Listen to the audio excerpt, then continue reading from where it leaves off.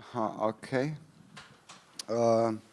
So I would like to welcome you at the morning session of our seminar that is going to unfold a little bit of historical examples of linking technology with choreographic work, and also some recent examples. So we are at the CoFestival. It's our last day.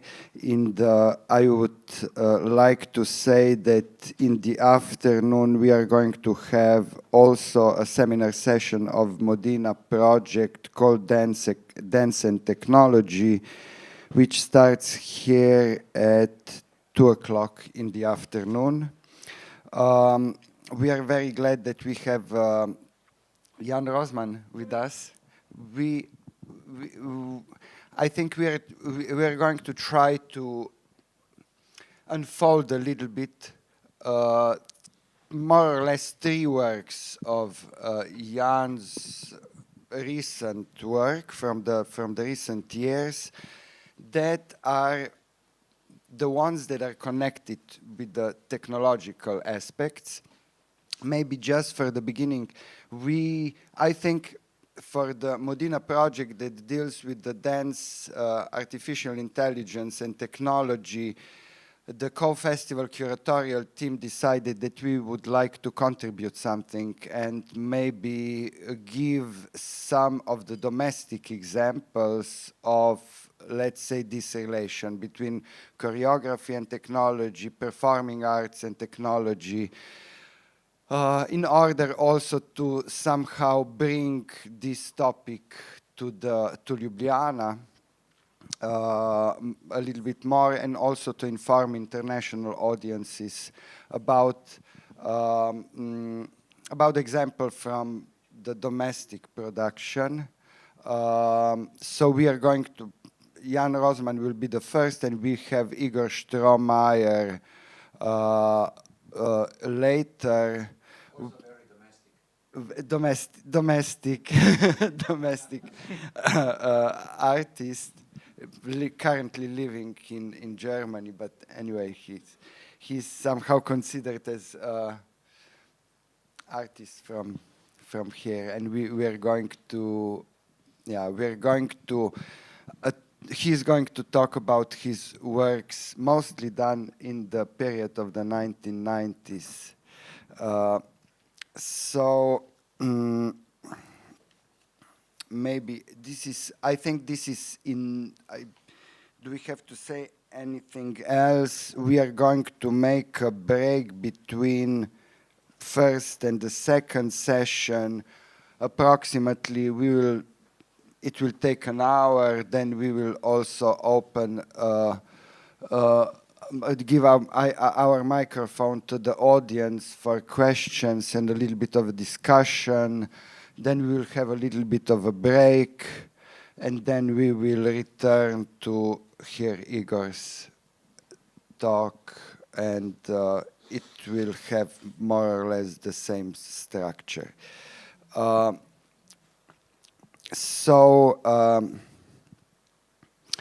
Rozman is a choreographer from Slovenia. He studied abroad in Berlin. He was continuously making work from the very early age. I saw his first piece when he was still in the primary school, I think. And in the recent years, it was interesting to watch his entrance into the, let's say, his somehow treat of the digital landscape in some particular way. We had the performance called Scrimmage last year at the CoFestival as well. It was made in 2023. Meme from 2019 is the first piece from this series, and the Wetware has been just recently premiered in Cankarjev Dom in Ljubljana, and we yeah, we are going to talk a little bit about this, and the audience is going to help us with a little bit of a question and maybe some comments. If things are not going to be clear, or if you would need some extra things to discuss, maybe for introduction, let's touch a little bit the question, because you were busy at a certain point. You were very busy with let's say objects and objecthood in your work. Then there was a turn into the then certain kind of introduction of the digital equipment, and some software has been done in your work. And maybe just for the beginning, some thoughts about this transition, let's say, or what were the reasons for your choreographic entrance into the digital technological world? What was appetizing there for you? Hello everyone. Yeah, I guess where it all starts, this kind of fascination with the object, was in this lack of, like feeling that the body itself, the biological body, somehow is not sufficient.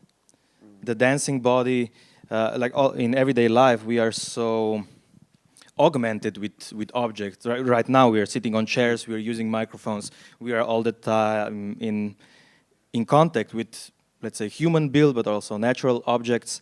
And for me, that was very fascinating for me. How can I extend my bodily capacity beyond what is my biological body or my biological dancing body? And of course, that has a history in the arts. But yeah, at some point, then it became clear to me that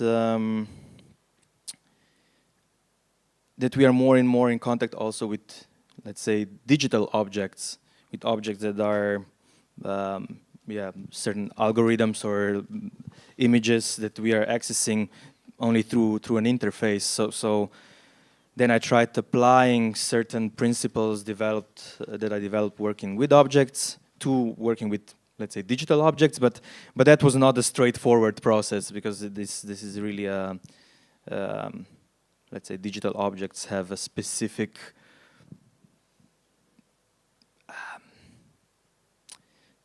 logic. Yeah.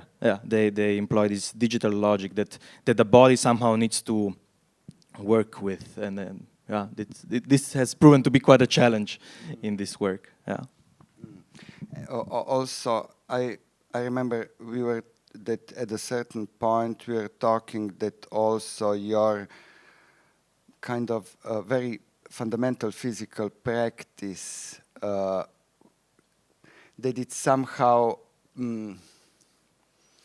sensorically extends into something that one may connect with the, of course, with the materiality, but also that maybe the digital landscape somehow could inform the body, the physical practice in the certain particular way. Right. Yeah, could you elaborate? I don't know. I remember once that you were explaining about the somatic practices and how you basically treat the body and how you work with the imagery, let's say, and it's a certain kind of extension that could be in some way also connected with the very broad or unexpected or digital landscape. Is there some connection that you could elaborate upon in this regard? I think there are probably two different approaches. So on one hand, coming from the work with object is this, let's say, object somatics. So somehow integrating the object into the movement through somatic practices, becoming almost like a cyborg. And so I don't know, if I take again the example of this chair, I'm now in physical contact with it, and it kind of becomes an extension of my body, and I can work with it in a similar way that I would work with a biological limb or body part. And in that sense, I also, so coming to, let's say, technological objects, I tried using that technique with technological objects like computers, screens, beamers, keyboards, smartphones. So let's say smart objects or objects connected with technology. But actually that's talking about the digital sphere, that's only the surface, right? And it was impossible to work with information in that sense, because it's not really tangible. It can't really extend my body in a way a chair does. So yeah, there I needed to find another approach, and I think then the work kind of shifted more to working with images, working with, let's say, the idea of a biological computer. So how is my body processing information already as a kind of a computer? There's certain software that I'm using. Shall we go to the concrete examples, or there is perhaps at the beginning something general to say about meme, scrimmage, and wetware, some kind of line between them, or shall we go to the concrete examples, show the some video excerpts, and then?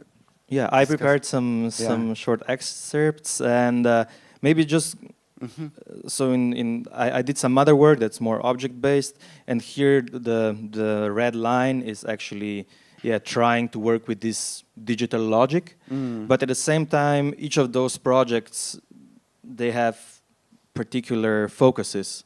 So maybe I would start showing something from Meme, which is the first piece.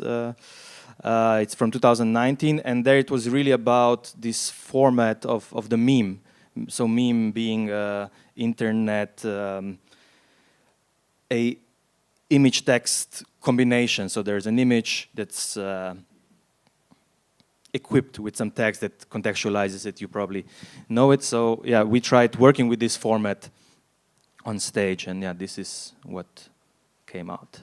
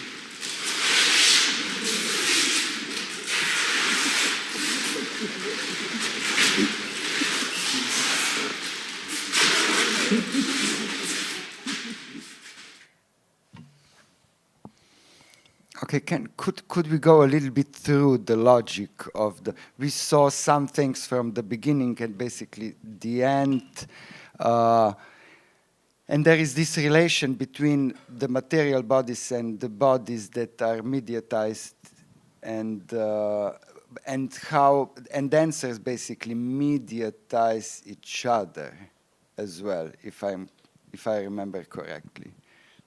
Yeah. Mm-hmm. Maybe just one little note before that. I think it's also important to say, before we were talking only about the body, but actually this working with digital elements also entails working with text, working with video projection, working with audio samples. So really working through different media.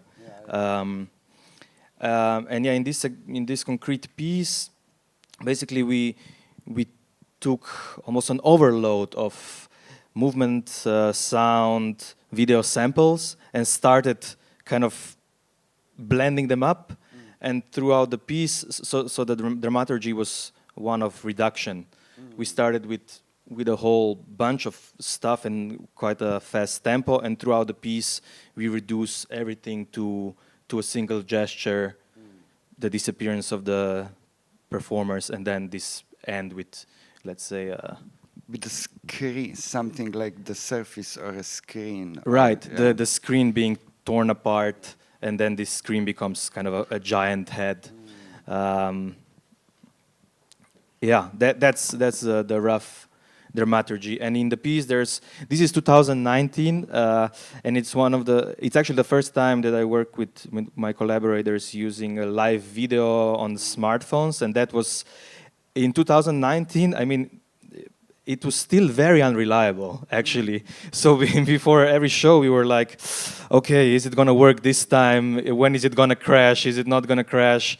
We were somehow hacking the Apple ecosystem, trying to get the, I don't know exactly how their app is called, but yeah, we managed to get this working. And now in more recent works, this has become quite stable. Now it's quite easy to cast your phone to a screen, and that usually works quite well. You were talking also about the kind of reverse dramaturgy of reduction and flattening.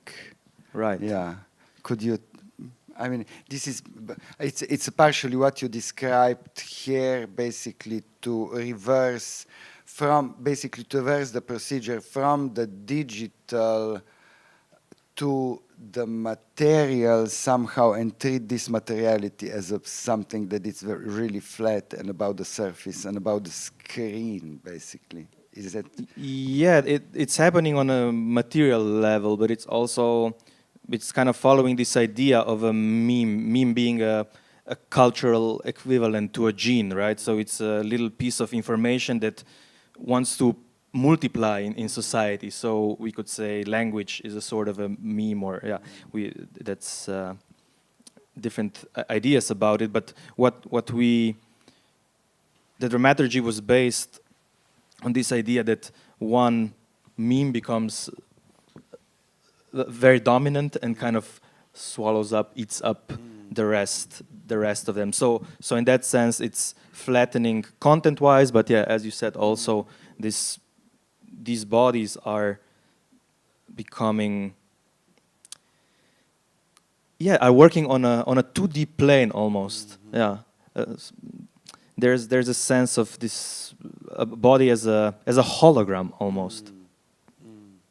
Yeah. What were then, for example, challenges in the, let's say, studio work itself to include technological aspects to the choreographic work? This basically means that organization of the process is a little bit different and a little bit more complex and also demanding than the usual, let's say, situation in which basically just the material aspects of the body are in work.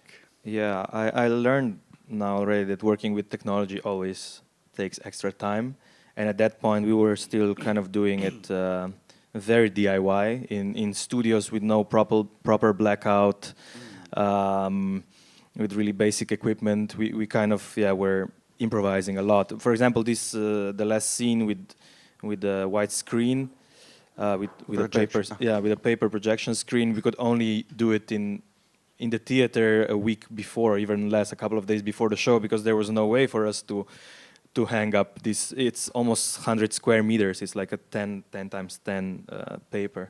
So yeah, in the studio we couldn't do that. So it was a challenge. Also, kind of trying this without the real experience in this field. And I remember also with the performers, because every day I would come up with a different score. I was trying and rearranging the materials, and like I remember them already being like, "Which version are we doing now?" Like it was changing constantly. So yeah, it was a nice challenge. Then in 2023, you premiered the piece Scrimmage, which we showed last year, I think, on the CoFestival as well. And it's, as far as I somehow could read it, basically it's using the digital landscape and trying to either juxtapose it to the material situation or basically use it as a proposal for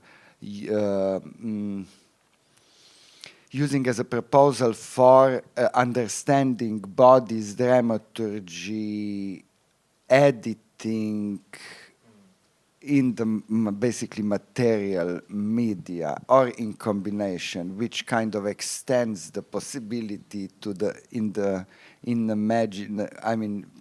very extensive way. In Scrimmage, that actually is still alive, the piece. The main focus was, so we were working with presence and representation. So how do different layers, digital presences, or let's say physical presence, transitioning through different layers of, I don't know, for example, maybe it's a concrete example of that would be, we have a blue spandex suit that you can key on a video. You can key out the background, and you can, like, the body becomes transparent. We use that on stage. We use a print of a human wearing this suit. We use a puppet. We use a tiny puppet. We we were trying to really, to really transition these different media to bring the digital into the analog, and vice versa. So we were trying to bring this digital landscape on stage. And content-wise, we were working a lot with with trash, basically, with digital trash, with viral, low-resolution materials. What could now maybe already at that time this brain rot term was not yet so present, but I guess now you could describe that as brain rot. Okay. Can we see? Sure. Yeah.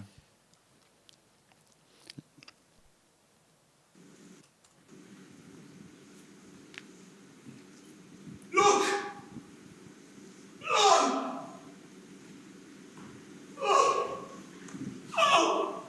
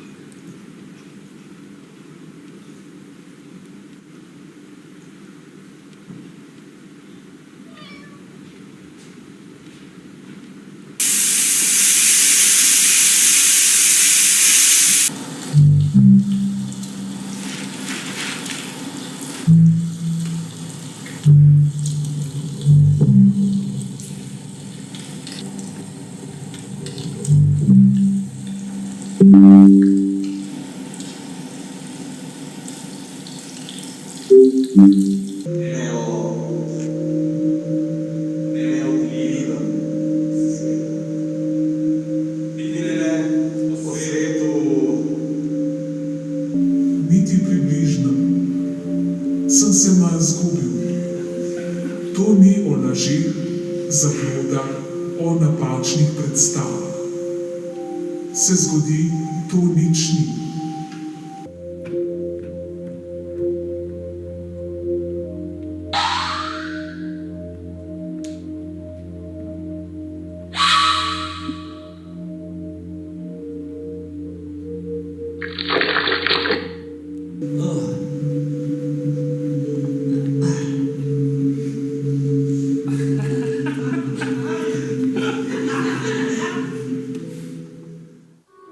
Eto, drugoj raz, prizrak, galagrama, eha, se vidiš oka?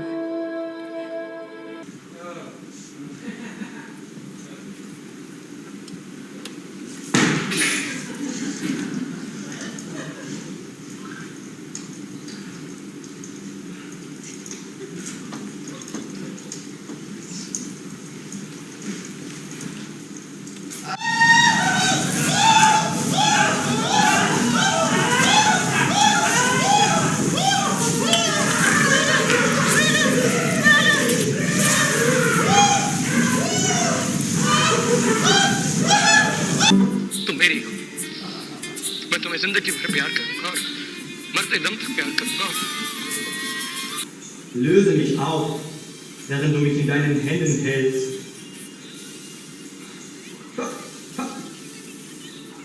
Warum versuchst du, mich zu hypnotisieren?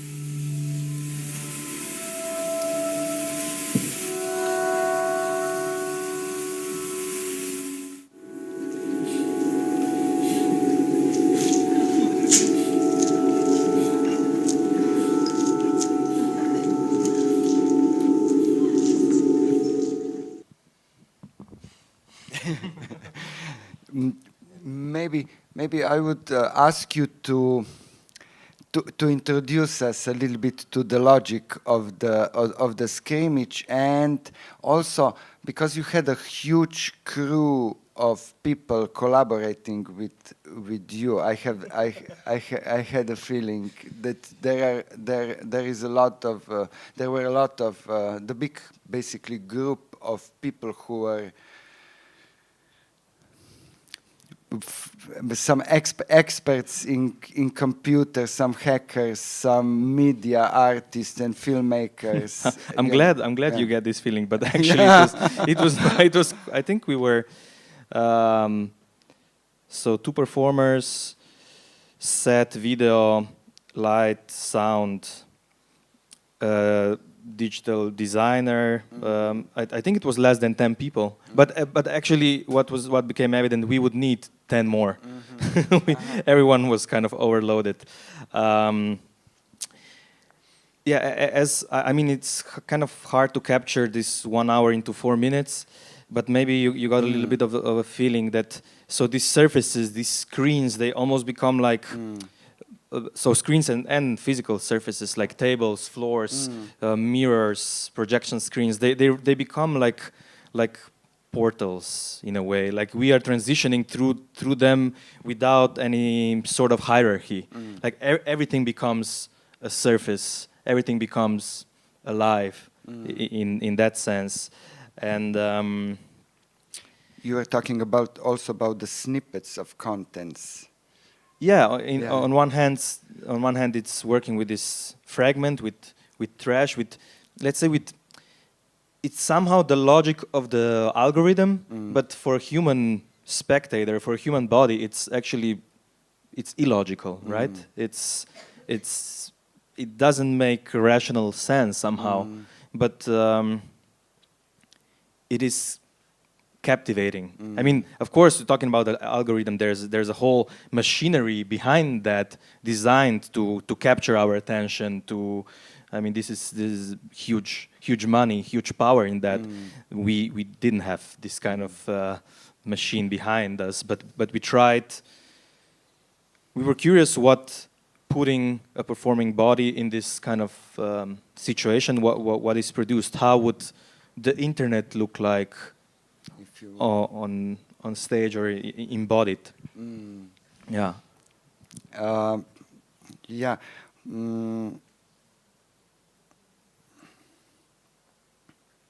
Okay.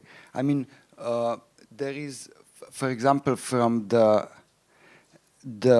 on the stage, basically, remembering the scrimmage, basically the stage gets more and more filled with different materialities, media, different information, let's say, from the different sources, and a lot of set design elements that are in some connection with the logic of the digital world. Right. In terms of the set design, every element was also dressed up as something else. For example, the chair had a dress, a tapestry that was actually a computer mouse and a piece of grass. So it was all about creating representations of other. So there was a lot of prints. The body also in this spandex becoming an empty canvas, so to say, an empty digital canvas. Everything kind of being unstable, everything shifting all the time. And through the piece we start with very, let's say, with singular action, with really clear guiding of audience attention. We go left to right and whatever, we guide people through a certain sequence. And at one point we start introducing more, so we start splitting the attention more and more, up until the moment where in the end we kind of, there's a selection of images, a sequence of images that get burned, and all that is streamed through a video, so mediatized again. There's like an echo of this in the video. And slowly the fog fills up the auditorium, and actually in the beginning it's in the performative on the stage area, but slowly, gradually takes up the whole audience. And in the rehearsal process, our idea was to really fog up everything so that you cannot like see anything.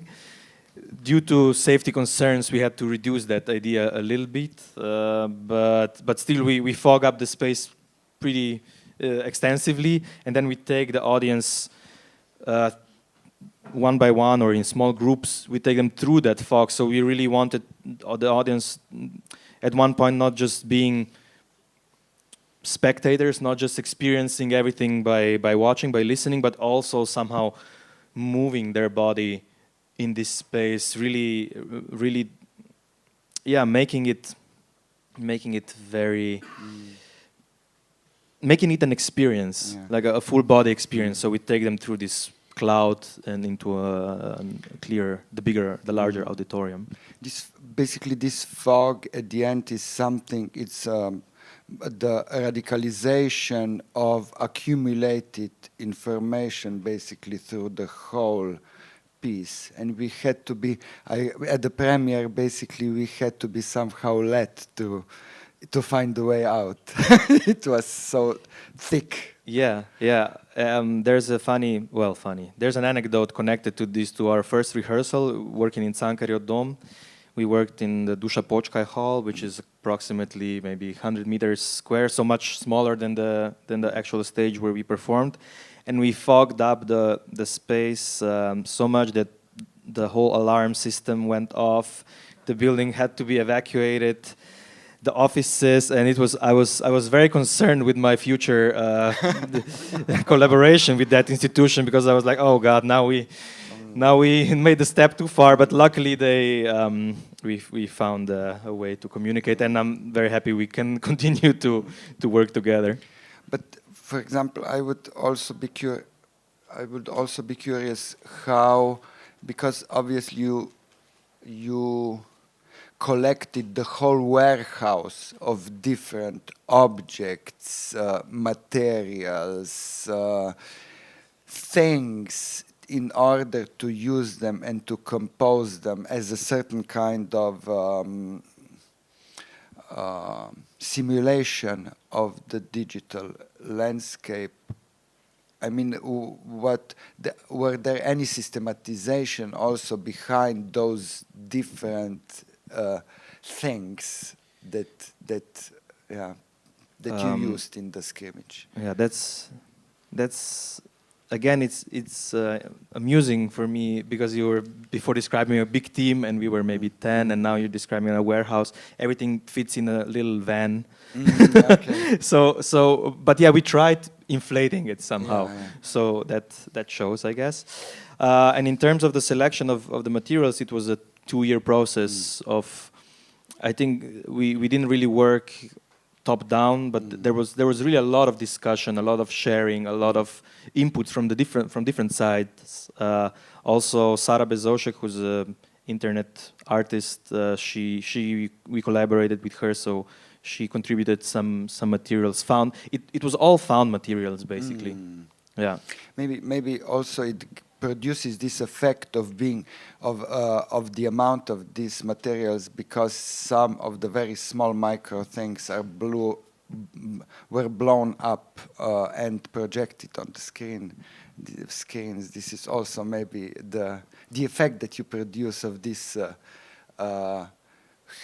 huge amount or proportionally huge landscape. Yeah, maybe because there is a play of scale. We have 2 miniatures, and then we have some big elements or like projections that actually go beyond the projection screen. They kind of take the whole space. Yeah, there is that. And you also take some elements of the, let's say, software system giving information to the users. There are some error signs, or let's say some kind of responses from the computer system informing the user about the I don't know about the procedures or happenings in the hardware.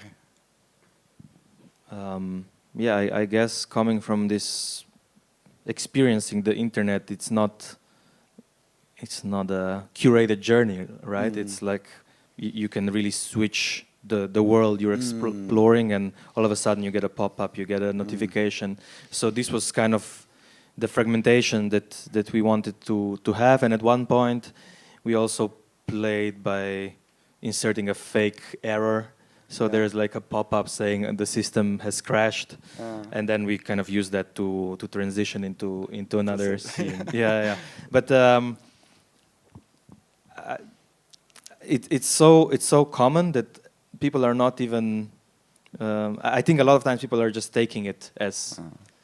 But this is exactly these kind of significations were also the source of the kind of humor that it's present in the scrimmage throughout through the whole piece. This is also some kind of affinity in your pieces, that there is a certain kind of irony or humor present. Yeah, mistakes, failures, things being unpolished, a little bit trashy maybe. I enjoy that. Yeah. I enjoy that. For me, it's more alive. It has more substance than something that is almost robotized in that sense, that it's clean. I mean, this is a generalization. I cannot say like that, but yeah, I enjoy having moments that are surprising, even for me as someone who's on stage, like to really destroy this predictability, this narrative. That one, okay, I know what's going to happen next. I enjoy not knowing what's going to happen next. Now the last example of this, let's say,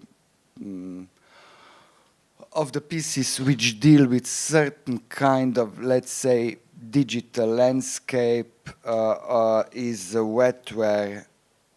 You said at the that it was at the beginning working title was Phenomeme. No, that was the first scrimmage. First scrimmage. Okay. For wetware, the working title was Choreographics. Okay. Yeah. So, like so it's the newest work, premiered last October, and it's a solo where we explored this idea of psychopolitics. That I think it's a term coined by Korean-German philosopher Byung-Chul Han. So it's the idea is coming from Foucault, from the biopolitics, from external control. We are now in the era of psychopolitics, where we carry this institution, this control within ourselves. We censor ourselves. We push ourselves to achieve more and more and more. He's speaking about achievement society, and that was really, for me, coming from a personal experience and seeing a societal shift, something that's really present, right? So in wetware, what we try to do is set up the whole theater machine as a sort of, like the theater machine becomes this internal world, and it's pushing the performer, in this case me, to move on, to continue to do this or that. It's somehow, it's connected to the idea of a biological robot with tactics used in marketing, such as behavioral modification, micro-targeting, right? We are served these little ads, or even in election campaigns, we are served little ads based on our psychological profiles, steering our behaviors incrementally. But basically, the system became so good at exploiting our psychology that it can steer us this or that way, and that is, yeah, I mean, Varoufakis is talking about techno-feudalism, but we could also talk about techno-fascism, of course, surveillance capitalism. Yeah, it's here. Shall we look? Sure.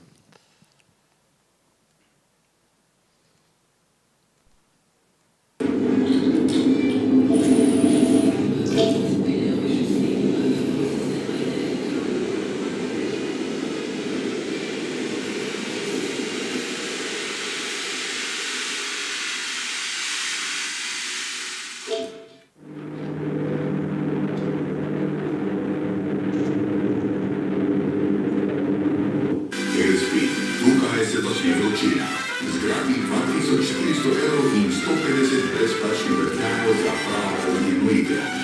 Najdeš nas na spletu. Procrastination isn't your fault. It's a broke mentality fueled by self-doubt.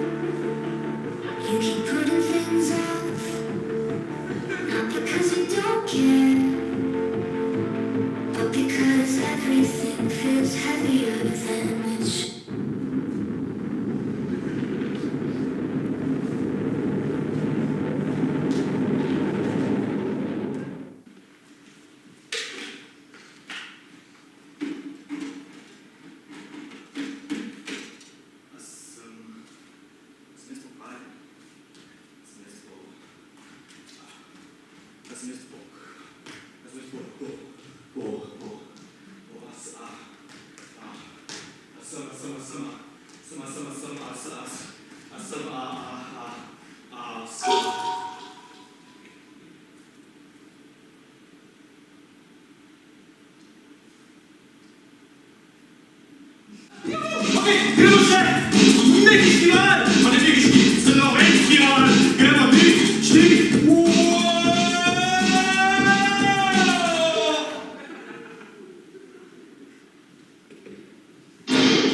If you had one shot,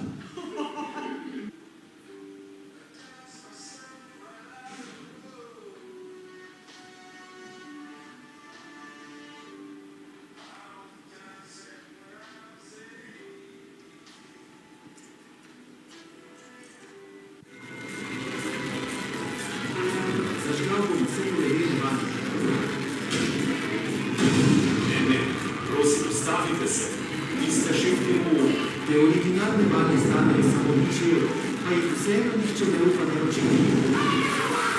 Celo skladišče je polno. Nihče nam ne verjame, to je poceni. Še več wow trenutkov. Wow, že! Še več mora biti, nič dovolj. Še recimo bi še... Še večkrat, če da...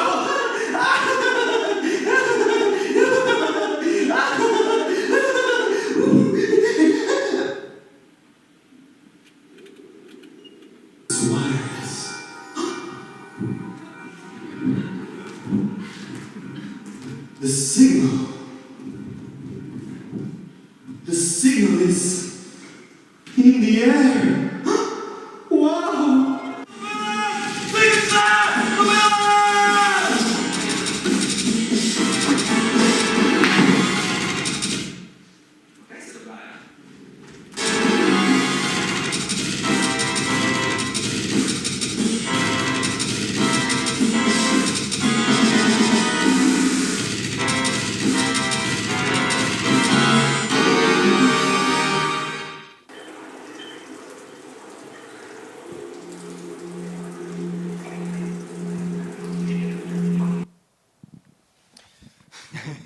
That was an attempt to condense everything in 4 minutes again. Maybe, yeah. So basically, in the wetware, there is a certain kind of shift, as I understood, from the, let's say, certain kind of externalization of the digital landscape in the scrimmage to the basically psychoprocesses or psychosymptoms of our some kind of subconsciousness or it's working a lot with this idea of self-presentation, self-success. And it's also important to say that actually it's using the stand-up format, which is the most common performing arts format in Slovenia. And actually there's, it's very popular. Yeah. So it's using that and transforming it choreographically. Also because like being a successful stand-up artist, for example, I don't know, we have Joe Rogan, we have people that are really becoming very influential through their humor. And this was an attempt to subvert that, to take this idea of being successful, having a big reach, and working with it, in a solo format.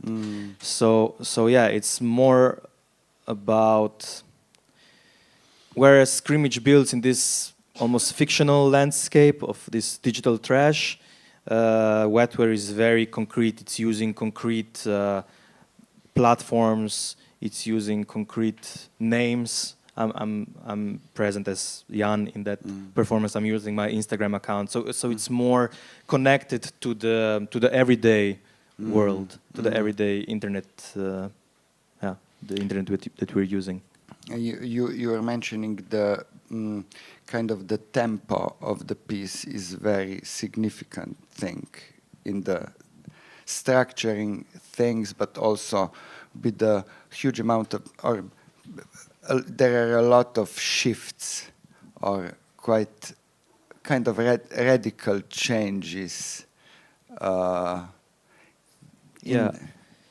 Yeah, we tried exploiting this dopamine tempo. So to really, for the performer and for the audience to have constant excitation, right? To constantly give something new, and of course the experience of that can be unpleasant for the audience. I think people a lot of times they wish that something would calm down, that there would be more time for a certain thing, but the system, the score is not there to provide that.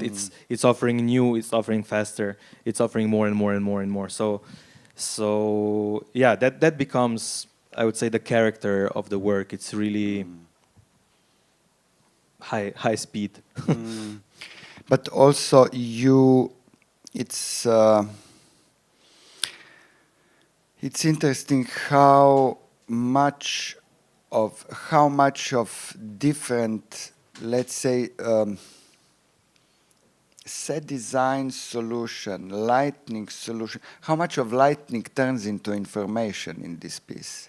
Or projections, there are also spams, and how, I don't know, what was the editing procedure for this, or what were decisions behind making this piece somehow,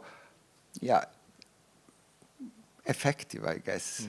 Both in Scrimmage and Wetware, Micha Možina-Zajklar was the person doing the video, and actually in Wetware we also have a laser. So there's a video projection and the laser, animation laser.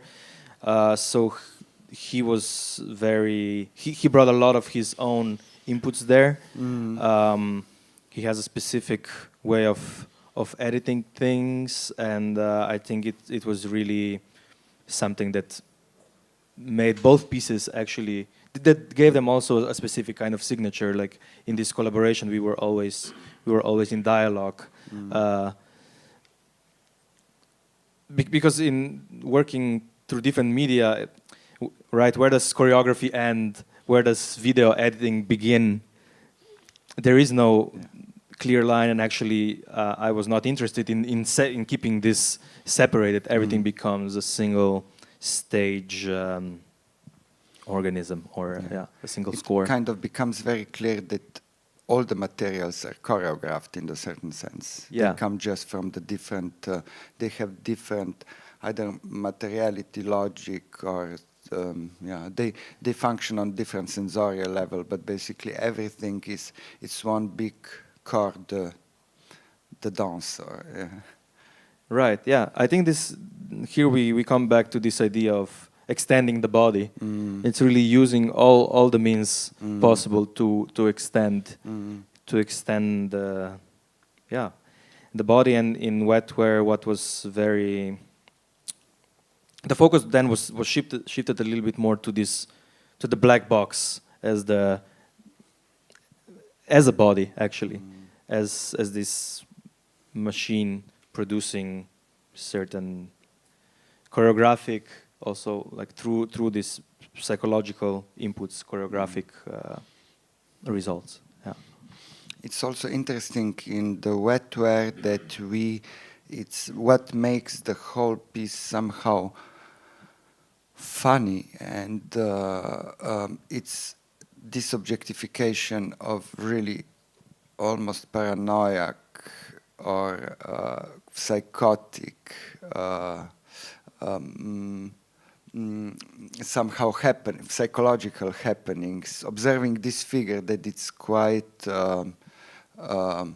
human figure somehow, that it's quite in some really horrible states somehow, or human condition, that it's really yeah, it's funny at the same time and a little bit scary. Yeah, it's I mean, I had a first-hand experience with I don't know, anxiety, let's say. I mean, there's a lot of they're saying there's a pandemic of mental illness, right? Because we are seeing, and I think the I mean, if I'm not mistaken, it's been proven that smart devices are really pushing this pandemic, right? That they're isolating us, they're serving us content that is hard to digest, and it's really pushing people apart somehow. Yeah, both on the level of society and let's say within us, and through humor we try to. I think laughter connects us somehow. So we try bringing that in. We try bringing, because it's a shared experience somehow, living in this late capitalism, right? It's. I mean, in my generation, there's many people with a burnout, with anxiety, like that. You know, it's so common. Maybe we could ask the audience if you have any questions, comments, or on what we presented.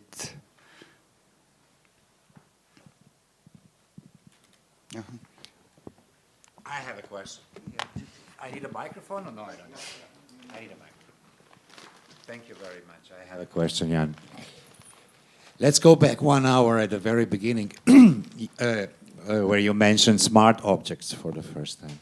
So tell us about the smart objects. Tell us what defines a smart object. How does it differ from a so-called, I don't know what's on the other side, like a stupid object?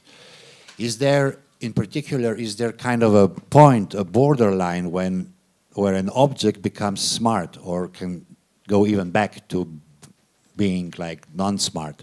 Stupid. So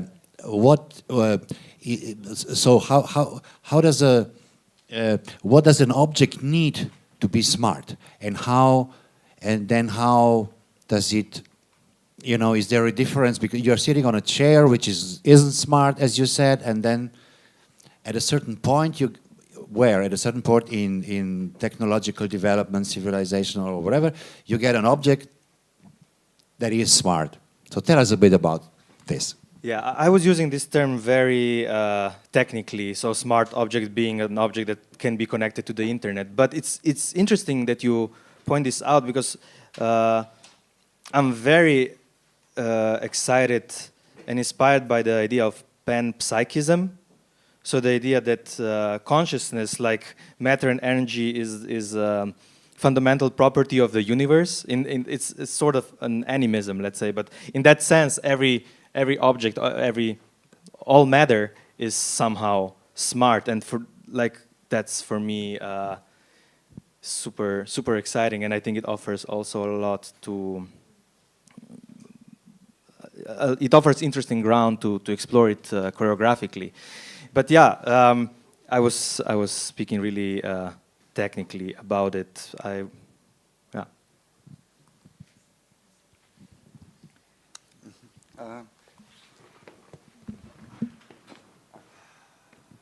Thank you very much, Jan. I have one question, because you were talking about the choreographic structure, and I'm just curious, how do you build up the performance on the stage? Is there a kind of space for mistake in a choreographic structure, or you have a structure in advance? Do you have an improvisational? Because this is also interesting. You said that in between there was a video where system was crashing, so it's actually already planned in a video that it will crash. But do you also work on the stage with moments of uncertainty and chaos? So I'm just curious, how do you work with these live moments, which are also actually part how do we experience technology? So I'm just curious if there is space, or you have a kind of a structure which is built in advance, and then the machine is going and producing the mistake by itself. Yeah, thank you for the question.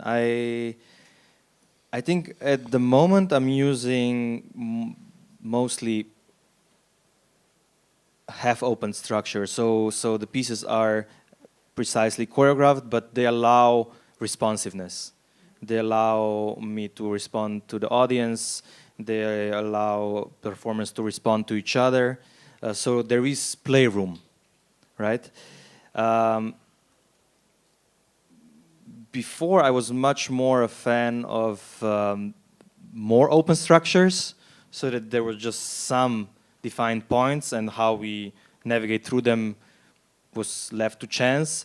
But I'm actually more and more becoming interested in structuring also some mistakes, or working with mistakes just as, not differently than any other materials. So precising them, fixing them in time, space, really choreographically setting them. You have to restart your computer in order to allow the operating system to update. Yeah, thank you. Thank you. It will wait a little bit still.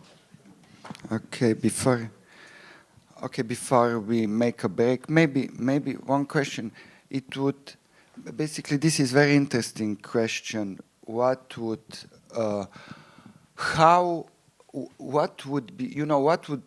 be needed for the process in order to make out of these proposals that you made a kind of open structure? Could you kind of imagine this kind of choreographic work that would use, let's say, proposals from, let's say, all three pieces, and it would be procedural work? I don't know, it's just a kind of exercise in imagining what would that be, or how would this not sure. I was not really thinking about it before. I guess it could be done. I'm not sure what the outcome would be. I imagine it could work in a certain as an installation, perhaps more in that direction. Yeah.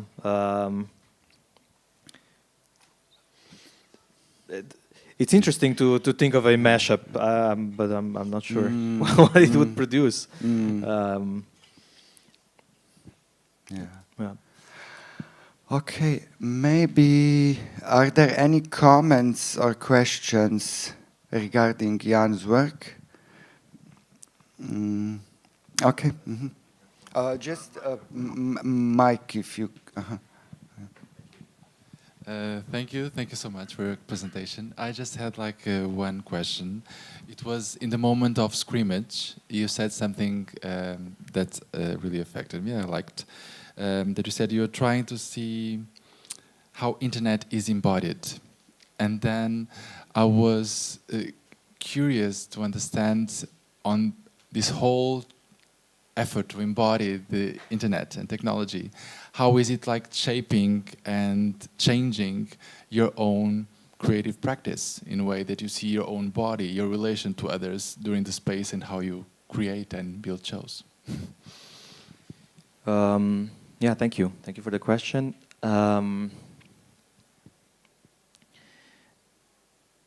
I think it was actually a big shift in my practice. As I said, it was really coming from somatic, tangible practices into practices that incorporate video materials, that incorporate algorithmic logic. So in that sense, it was almost like training my body to become more responsive, to be able to process more things simultaneously. I suck at it. I'm horrible. I don't do that well. But it was an attempt to build a body that's more that has a capacity of processing things simultaneously and shifting quickly. But what was very interesting for me was this idea of a liminal space. So how do body surfaces become actually borders? How do they become porous for different elements, so that there is no hard division? How I work with it now at the moment is there is no hard division between information and an object. I try to all the time shift those. So there's all the time kind of this threshold. Yeah. I don't know if that makes sense. It makes sense completely. It became, like you said, it's now changing, because now you make almost no distinction. And you said also that you're valuing so much error because you felt that it was a bit more human. So I was also in this tension with technology, with your own body, because it's so present at stage. These aspects were even, creating even more value to you. But it completely answered. Thank you so much. Yeah. Just a little note. I'm also feeling maybe I need to take a little break from this kind of work because I feel it. Yeah, it's really putting a toll on the body, on the mental state. Yeah. It's much different working almost with an object. You can almost meditate somehow, but in this schizophrenia of images, it has an effect. So I think maybe I will need to find another access if I want to make this sustainable.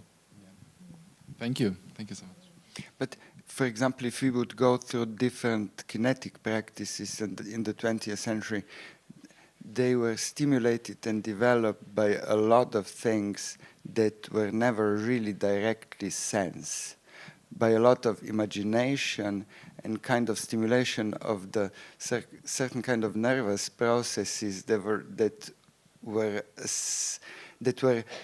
in some cases were considered a little bit esoteric, but obviously they had some kind of direct material effects on the way that body was able to usually move. And in some way one could connect this with this kind of imagery, or let's say some kind of nervous landscape that could not be directly somehow sensed, but anyway functioned in these kinetic processes. One could connect this to the somehow a little bit mysterious landscape of digital landscape, isn't it? Yeah, I think the link between imagination, I think the space of imagination is a digital space somehow, because in our minds we are able to recall objects, we are able to shift very fast, we are able to direct our attention much faster than we are able to move our bodies. So I think that's a possible entrance. I would suggest that we make 10 minutes, 15 minutes break. Okay. Okay, thank you for this part of the session. Thank you.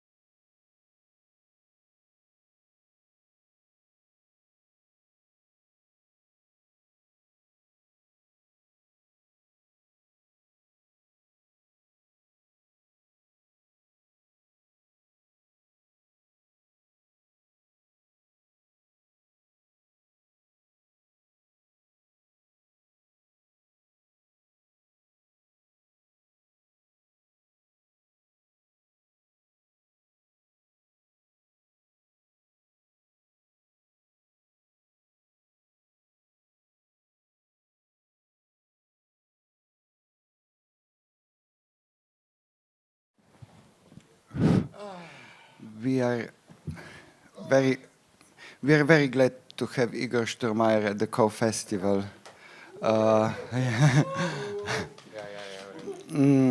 I will now read introduction of the artist from his website, and then I will add something additional to it. Igor Štromajer, aka Intima, is a non-amateur level electronic non-artist. Le Pavarotti du HTML. He explores tactical A equals TF square, intimate guerrilla, and the low-tech communication strategies. He has shown his work at more than 300 exhibitions, festivals, and biennales worldwide. I will stop at this point, but I have to let me say a few words about the reasons why we decided to invite Igor Štromajer to CoFestival and to this situation that deals with technology and, let's say, choreography or theatrical art. In the 1990s, there was a group of artists that introduced for the first time extensively technology into theater making. And this was quite, I would say, some kind of break between the traditional art making that we knew until then to the new contemporary approach to theater making.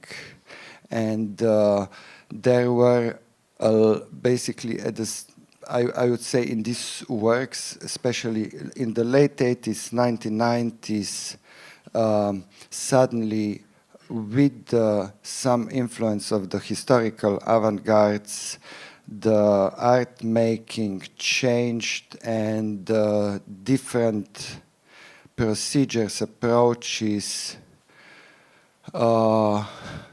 materials and elements that are usually contained in the theater making came to the equal level. I would say that the traditional procedures of text-based theater gave way to different kind of theater making. The sciences stepped in. The scientific approach to theater making became equally important than perhaps the traditional drama training or, let's say, interpretation of the plays as were until then the dominant dominant theater paradigm. And Igor was one of those directors that changed this theater landscape. Marko Akovačić wrote in 1985 one very interesting text called Post-Performance, in which he redefined the new theater making and made distinctions about the performance that were known from the galleries and museums in the 1960s, and the new kind of approach to let's say, theater and performance that was on the way in the 80s and 90s, and then basically was developed in the 1990s. It's also interesting that this group of artists somehow were never institutionalized or were never really entered institutions in the Slovene theater landscape. This is also interesting, and are these days, when in the historicizing, a little bit put on the side. I think this will have to change at a certain point. What is for me also interesting, there was in 1994 one very distinctive moment when the NGO sector was already in the development and projects that were already accepted in the basically that were decided to be financed by the Ministry of Culture of Republic of Slovenia. The decisions or selections was abolished, and the argument of the Minister of Culture was that these new projects include technology in the way that it could not be considered as theater.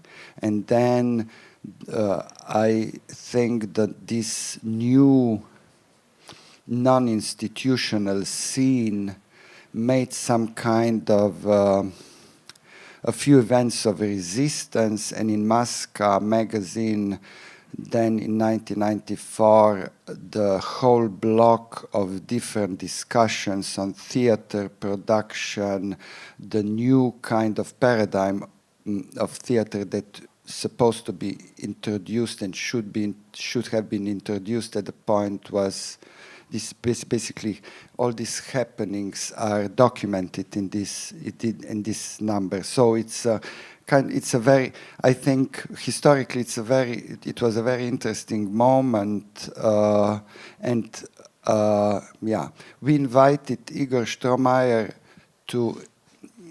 to give us a little bit insight in his work in this period, and yeah, I'm very glad to have you. Welcome to CoFestival and the Modina project, and the stage is yours. Thank you very much, dear Rock. I will take the microphone. Thank you. Good morning once again. Let's go through. Maybe it will take 5 minutes. Maybe you can prolong a festival for one day. That's also fine, because when I start, I can't stop. I will talk, and you can stop me anytime. Just, say stop or whatever, and ask a question if there is something that will be maybe a bit too mysterious, and I will stop and also answer immediately, of course. Igor is my name. I define myself as a low-tech, non-amateur level electric non-artist. Non-amateur level is one word, is one thing. And today I will just briefly jump from across 36 years, first 36 years of my work, actually from something called Homo Theatralis to Homo ex machina, as I try to define myself now. So I have some videos, some screenshots, some things, and you will, of course, I was asked to focus on theatrical, performative work. But you will have to suffer a little bit, and you will take a bit of non-theatrical and non-performative, that means pure net art or digital work as well, because I left the world of theater long ago, and it's kind of strange to come back and to talk about this previous life, but it's also a pleasure in one way. Okay. Homo Theatralis was a title of my first performance, performed in '89, if I see that correctly, because it's hard to see through these lenses. But it was '89 in the old Glade Theater in Ljubljana, somewhere at the outskirts almost. And I will just briefly tell you the story. So I was studying at the Academy for Theater here in Ljubljana as a theater director. And I had two brilliant, wonderful young actors, Natasha Raljan and Bojan Emeršić at that time, a dramaturg, Irena Staudohar, myself, and we were preparing a performance with the title Homo Theatralis. We had rehearsals for 2 months probably. We spent money for scenography. We bought kind of a structure, some plastic pipes, and we made a whole thing and so on. But we didn't have one single rehearsal. to actors because I didn't know what to tell them. What do I want from them? How do I want them to perform on stage? And then a couple of days before the premiere, they told me, Igor, look, sorry, we love you, but we don't know what to do there. You know, you have to give us some instructions. And I didn't know how to work with an actor. How to give him, her instructions. How to, you know, what do I want? Because I didn't know what I want from them. So at the end, 2 days before the premiere night, we decided, okay, you go home and I go on stage and I do what I think I have to do. I didn't know what I'm doing. I made a whole structure. Look, this is the original dramaturgy structure. This is a dramaturgical structure of a classical Greek tragedy. So it goes do, then something has to do, and then jump at the end. Huh? So this is how that's what I had. And then I was performing for, I don't know, maybe an hour. A little bit like that. I had a great time. For the audience, it's hard to say. But basically, I was doing something, you know, like really intense work. Not just like walking around, I don't know, screaming, singing, talking, I don't know.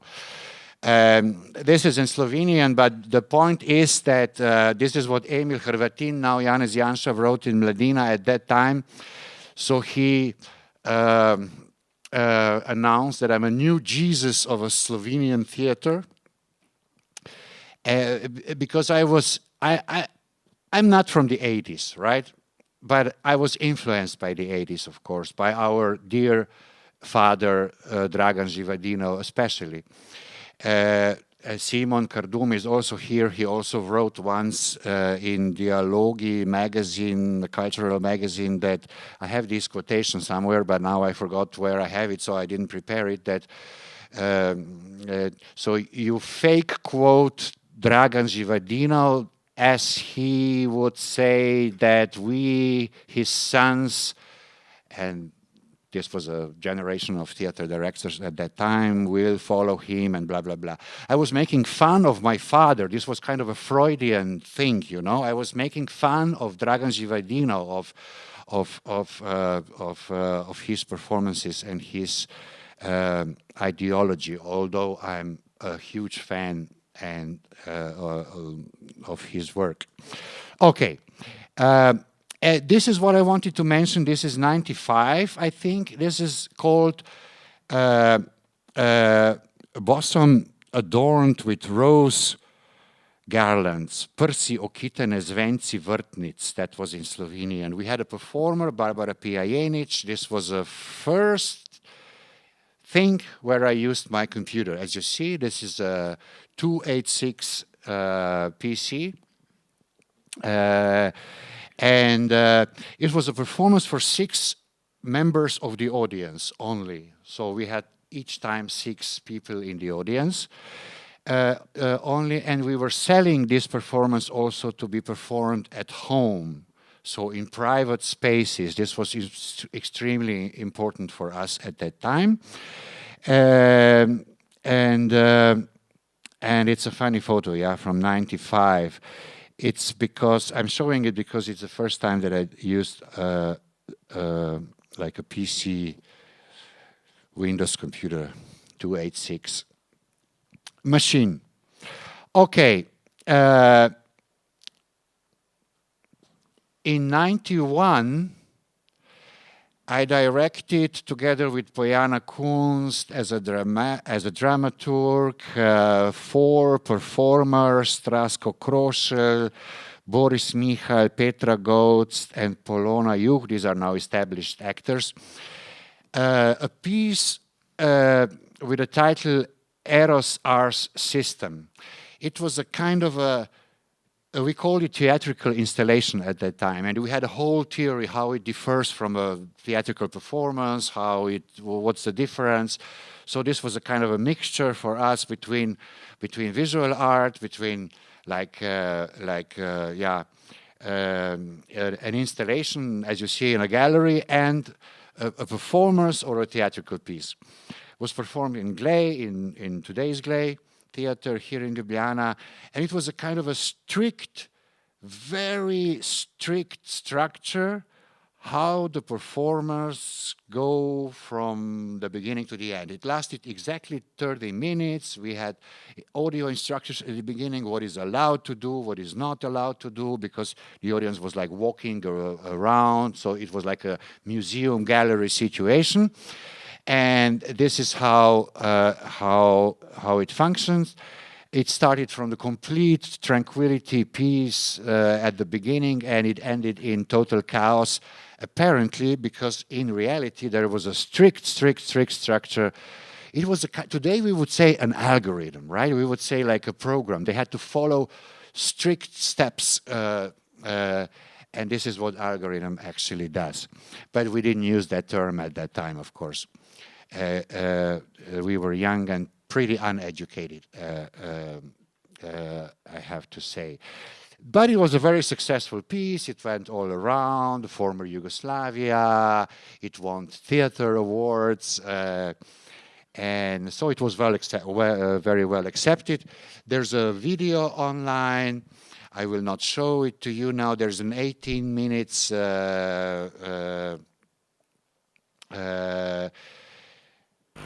kind of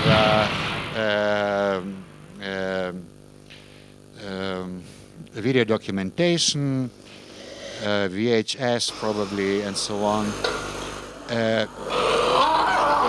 We were dealing a lot with bodies, of course, with intersexual relationship in all possible ways, in all possible genders and sexes and everything that is available.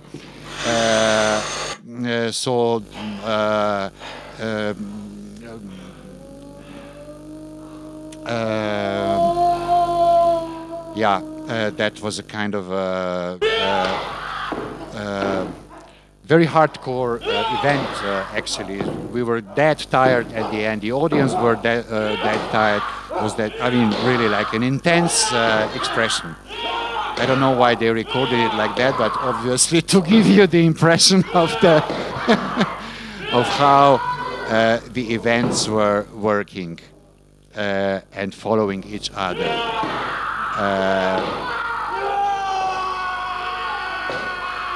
A bit hard to watch it nowadays, but the memories are great, you know. So that was the body. This was my focus on the body.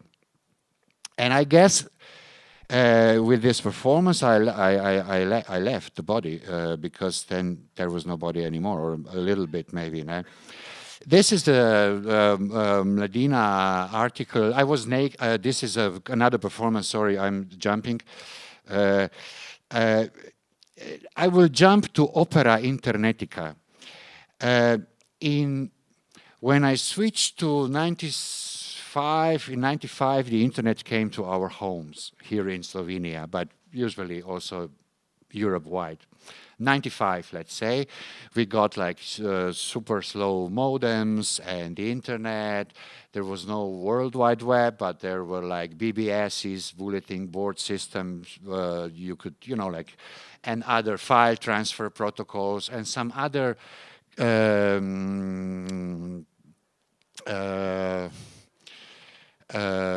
internet protocols that still exist today, not all of them.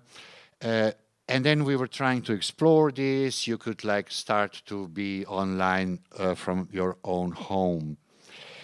And then I switched to something we call net art. So this was internet-based art, has nothing to do with theater, has nothing to do with visual art, has no similarity, but uses the internet and all its internal protocols as means of expression. So it's using not just programming and software and HTML and computer languages, but also all the internet protocols that exist and that existed at that time. You can imagine that at 95, 96, the internet was completely different as it is today. It was a perfect place. I studied theater direction at the academy. I did some performances also in classical theater. I'm not showing this to you. I had a great time, of course, but somehow that wasn't for me. Because as a theater director, you have to control so many things simultaneously, you know? I admire you that you can do that. So you have performance, you have live bodies, you have lights, music, stage, I mean, whatever. Everything at once you have to control. I couldn't do that. It blocked me. I function great if I have maybe 2 or 3 things that I have to control. And the internet at that time, 95, 96, was exactly such an environment. It was super basic, super primitive. You couldn't put videos online. You could put only small short pieces of audio, a certain kind of audio. And the rest was interactive, hypertextual, clicking and navigating through the story. And that's how we did net art. So it bothered me also that as a spectator, you know, I'm performing now, you're the spectators. You go to watch Hamlet, and then comes a guy and he says, I'm Hamlet. And I know he's not Hamlet. I know he's pretending, you know? And I have to believe him. If I'm sick and I stay at home, and instead of me in the row number 7, seat number 14, there's someone else sitting in the theater, they don't care. They just go on as if I'm there, and I'm not. So they don't care about me at all as an individual. They just go on. They understand us as the audience as one unit. And that's also the language they have, you know, like, oh, the audience reacted good today, tonight, at this particular place in the performance, you know, and so on. So they talk about us as one unit, and I didn't want to be one unit. And on the internet, you have a direct, at that time, you had a direct connection. You had me on one side, or a prepared piece online, and you had a single member on the other side. You know, there's one mouse. There are 2 mouses. There's one. You have to be active in order to start a net art work. You can't sleep like you can sleep in a theater. You have to be active. You have to click on things, you have to navigate, you have to find your own way. Then the art happens. Otherwise, there's nothing. So, after doing this and then having presentations, you know, you have a net art presentation. There's a net art festival or exhibition, so you have a projections like this, and then you go there and you start. And you display to the, you explain to the audience. If you click here, this happens. If you go there, then it navigates their way. So you explain actually, and you are being someone else's mouse. I didn't want that. I took the HTML structure of a website.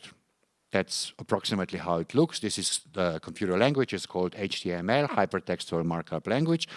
And I said, okay, I will sing it as a, I will come on stage, and instead of being someone else's mouse, instead of clicking, showing, blah, blah, blah, I will sing the thing. I started to sing the HTML code. And this is how Opera Internetica came to life.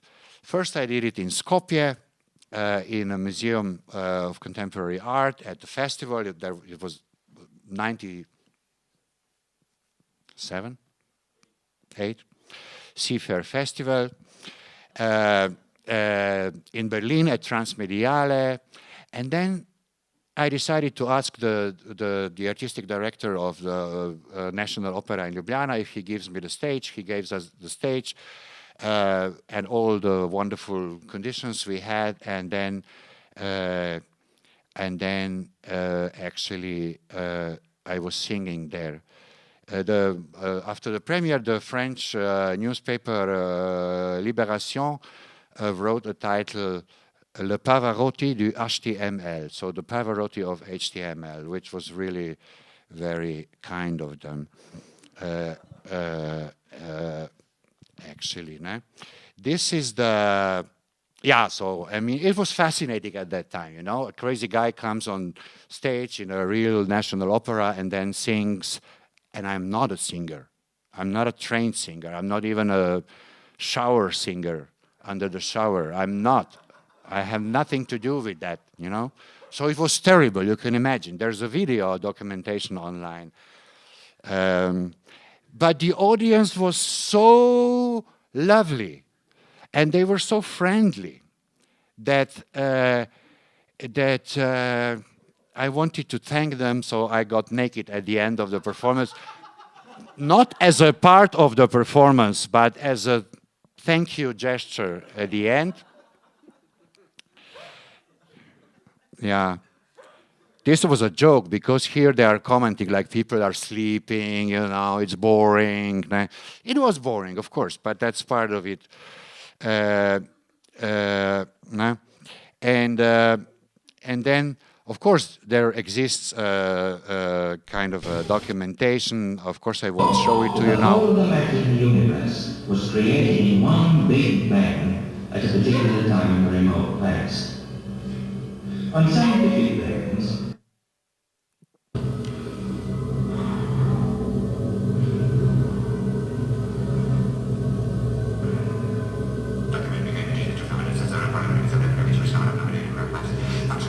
Where's the part?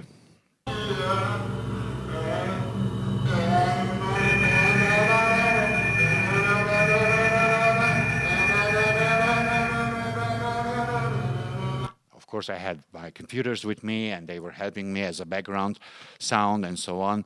Was also transmitted, streamed live by the radio student. Yeah, we went on with this project. Also later, there was lots of reactions, nice kind of reactions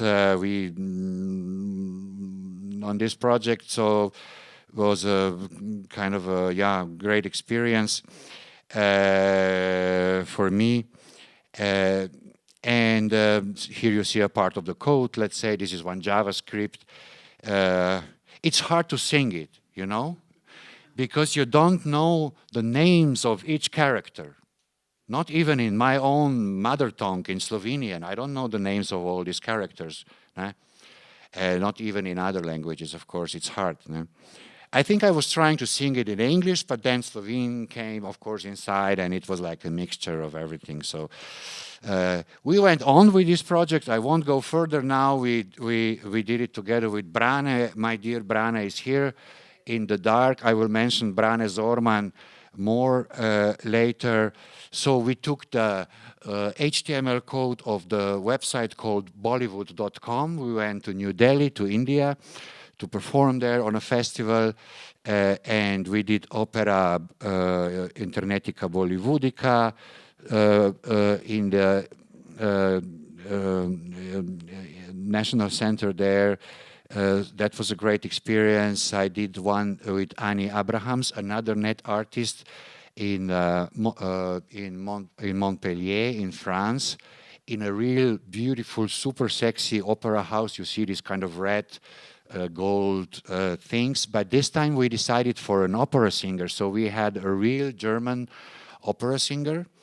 And she sang the HTML code, and it was a great experience also. So there were several versions then of this thing. They are all online, like videos and so on, and then some other versions. Brane and I did also a radio version based on Dijkstra algorithm. This is a Dutch guy who wrote an algorithm how to avoid. This is another. Okay, I will jump now. I'm jumping too fast. Okay, so that was opera. Internetica, there's a whole website. There is a video, as I told you, and as I showed you briefly.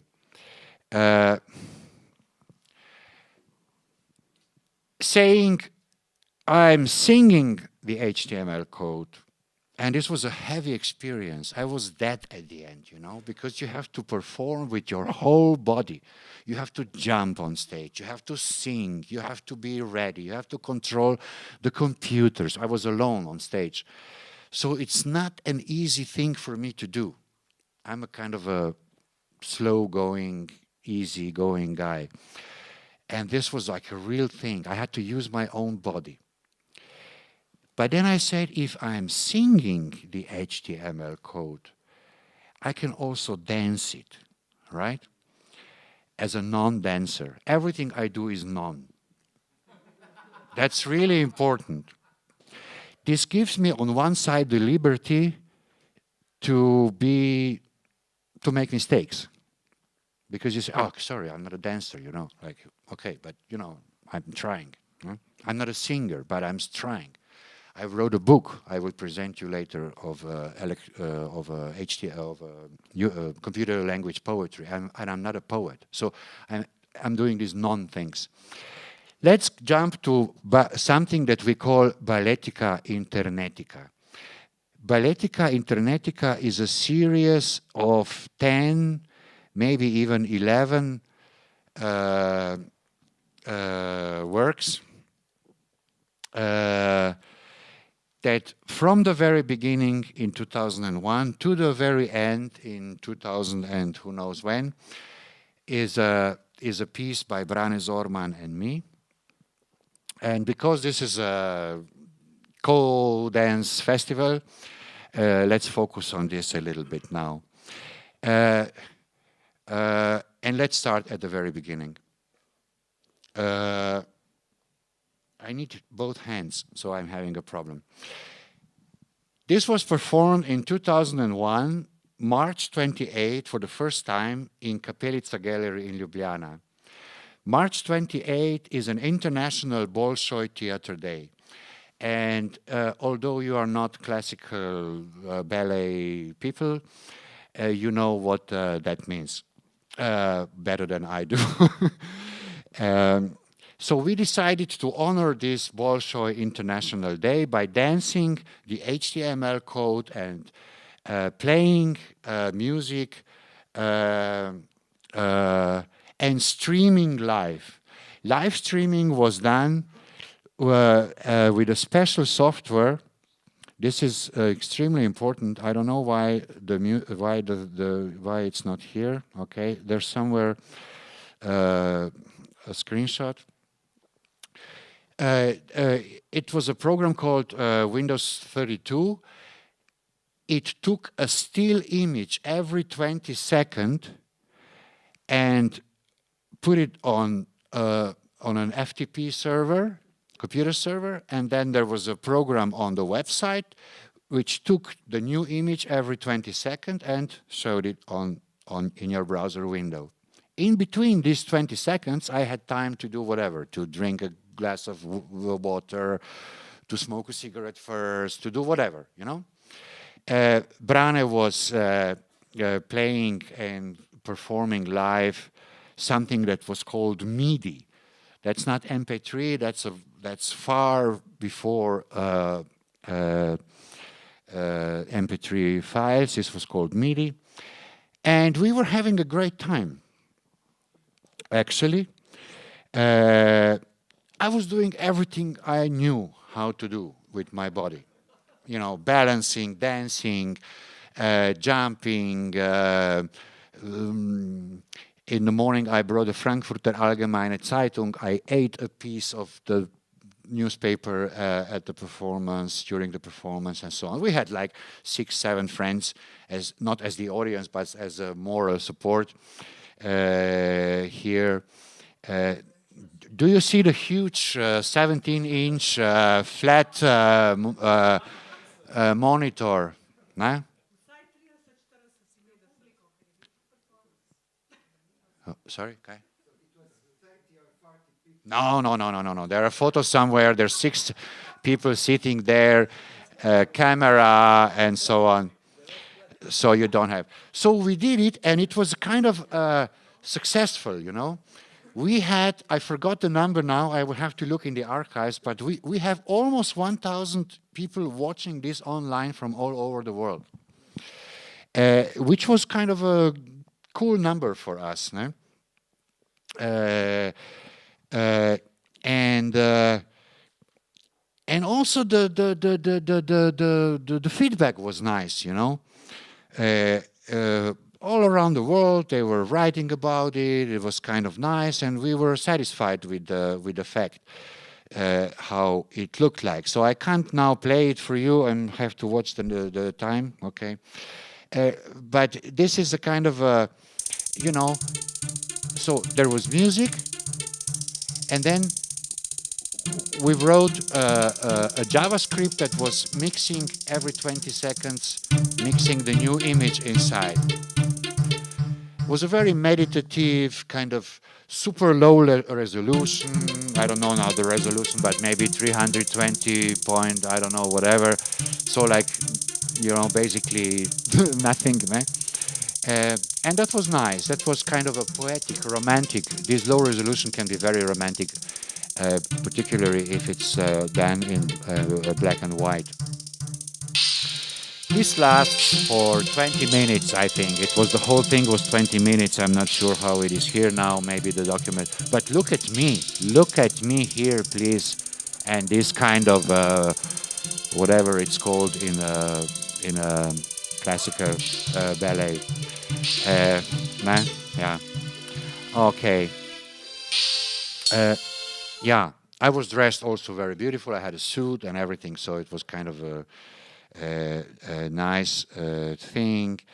The media was also interested, like crazy guys doing things, and so it was a kind of a good experience. And then here I have to give credits to Igor Štromajer. Then he said, Igor Štromajer, the chief curator of Kapelica Gallery, he said, "Look, guys, it's easy to do it here, you know, in my gallery. But if you really are ballet dancers and guys for the ballet, go there where it's like the ballet place." And that at that time it was the Bolshoi.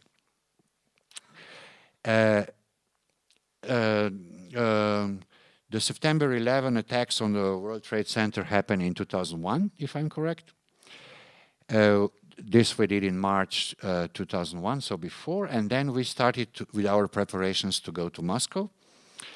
We wrote several, you know, different kind of emails, letters to the Bolshoi artistic director. I forgot his name, but he came new at that time, and he had an interview for whatever, CNN or whatever, and he said, "Yeah, we have to bring new, young, radical artists to the Bolshoi. So this, you know, classic thing is good, but we need like new power, new blood." And we said, "Great, here we are, you know." We even got in contact with a member of artistic board through one of our visual art guys' contacts in Moscow. And unfortunately, we came nowhere, of course, because who cares about two guys who would like to dance there? So we said, okay, if you don't want us in a legal way, we go illegally. So we started with preparations. The Bolshoi was really in a bad condition at that time. And they announced that they will close it for 2 years to renovate it. The electricity was really, really bad, so they had to do all. I can't drink because I have my protection, and I'm a very dangerous guy, so I can put this on my laptop. Thank you very much.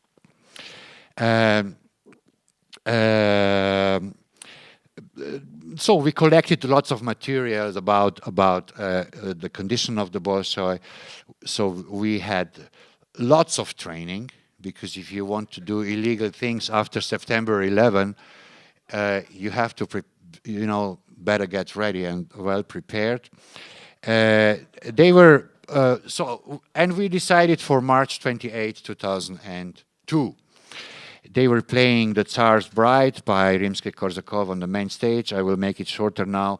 We had our secret collaborator in Moscow who gave us all the instructions on site and even before, so we knew exactly what we are doing. We had a whole plan how to do it. We had several options how to enter theater, not only one. We had 3 options. So we tried the first one, it didn't work. We tried the second one, it worked. So we could skip the last one, and then we had a whole structure. You have to imagine nowadays you take a phone, or you even don't have to take your phone. You take your watch or a minicam or whatever. But at that time, you needed a lot of equipment. So we had 2 parallel systems. We had 2 laptops, one for video, one for audio. We had 2 mobile phones, and these were GSM mobile phones. That means that this was a dial-up mobile phone internet connection, an international one from Moscow to Ljubljana. So we had to call our Ljubljana internet provider, establish an internet connection, be online, and this is the structure how it was done. We were using several servers here in Ljubljana, and then again a software to put this all online and on in the browser. It was a great experience. There's a whole video online, breaking in, establishing a connection, finding the real room. We were well dressed because we wanted to. Our first attempt was to attend the performance, and then during the performance to jump to the toilet and then to perform there. But we were not allowed because you can't take all your backpacks with all the machines inside. So then that's why I have a tie, and I'm so beautiful. My dear Brane, as a true Herbert for Karajan, as one critic wrote, jumping again, this became my speciality. We had lights, we had everything. We had headphones, of course. It was completely quiet inside and totally safe. So it wasn't dangerous at all. You have to imagine not a super dangerous situation, but no one knew we are there. We could stay there for a whole night and perform and everything. This was a basement in a bad condition, but that's how it is. There is a whole, I don't know what I'm clicking now. There's a whole documentation, all the texts, all the yeah, there are some reviews and at that time we were also saying that we are doing this for, you know, all the dancers who would like to dance in the Bolshoi, who see this as their, you know, peak of the career, and they can't because blah blah blah and so on, and we want to show them that everything is possible in life if you want it. So that was our intention. After that, we kind of, how can I say, the whole thing became an international thing, and people liked it. It was funny. It was nice. It was, you know, like all these kind of things. And so we went on with the project, although we didn't have a real intention. So we did one in Bergen, Norway. Uman Sharifi was a chief there at that time. So we introduced the robot for the first time. This is a very small robot. And the problem was that I am not a dancer. Brane is a real musician. He's a professional. I'm not. So in order to, you know, to make a second dance, to make another different kind of balletica, internetica, I would have to, I don't know what, take some classes or do some, you know, whatever. And I didn't want to. And such a bear as I am, people were saying, yeah, it's cute as you dance, you know, but, you know, it's a bit of clumsy and, you know, no. So we took this robot, and they loved the robot because the robot was cute. It was clumsy, because, of course, all the robots are, but it was kind of cute, which I'm not. So that was the robot's adventure. So here is this is a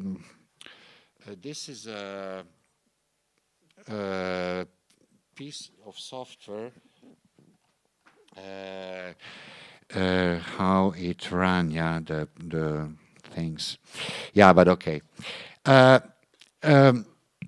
And nothing happened.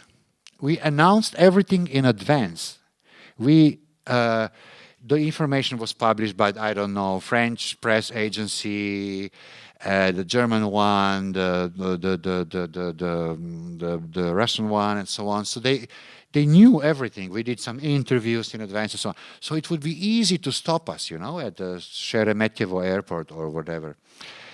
But we were lucky that no one took us really seriously. So that was our advantage at that time. Yeah. Good. Fast forward. This robot became our dancer, our Balletica Internetica dancer instead of me. I think I didn't perform anymore online. We took a bit bigger robot, a very stupid robot. I mean, it could do a couple of things, but not a lot. And then we decided to make several versions of this Balletica Internetica. This was Balletica Automobilica.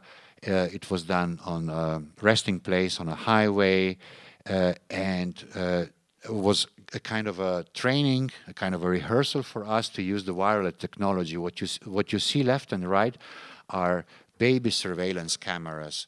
This is what you put in your baby room, where you know the babies are really small, so that you hear them when they cry and you see them, and you can then control them from another room. And they use a 2.4 gigahertz wireless technology, so it's easy to broadcast the thing. And we bought some toy cars that were driving around these cameras, and that was kind of a testing structure. And then we went further. We decided, if we were already in the Bolshoi, let's go to La Scala in Milan.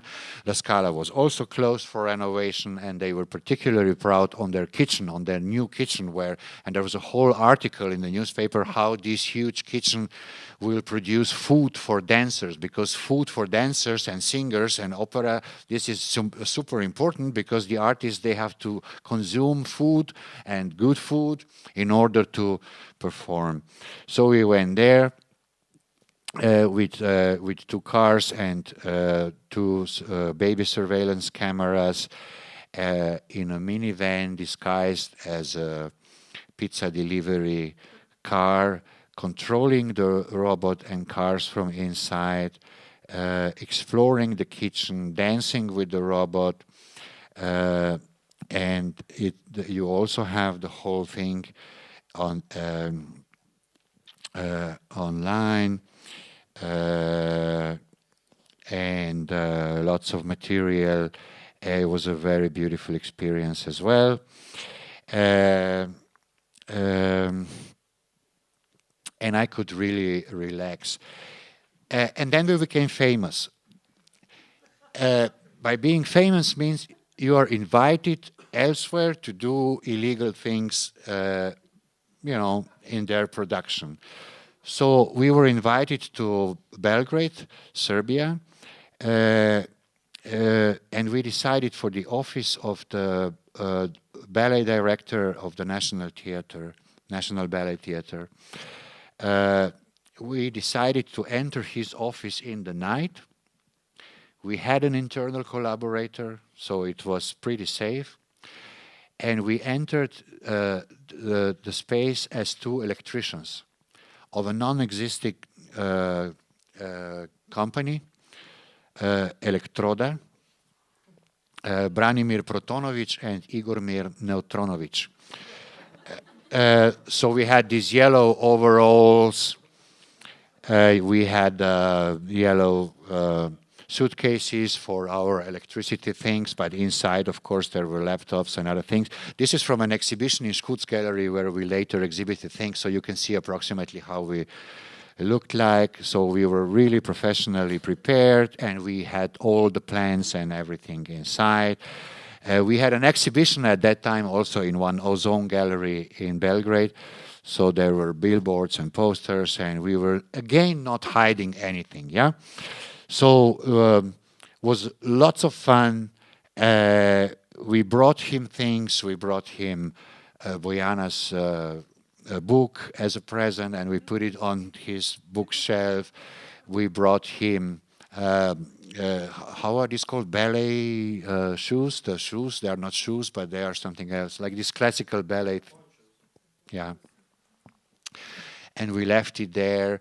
We explore his whole, he was a fan of Partizan football club, and he had this kind of memorabilia in his, we found certain accounts. This is an account for a restaurant that we found there, and so on. We played chess because he had magnetic chess in his room. We went through his books. Ballet Dramaturgy is the title of this book, but this is in Cyrillic, and so on. We were smoking cigarettes, as you do. This is here you see Bojana's. Even Brane was smoking. It was crazy, yeah. We brought lots of toys and stuff like that. And we were broadcasting live online on the internet and in this gallery in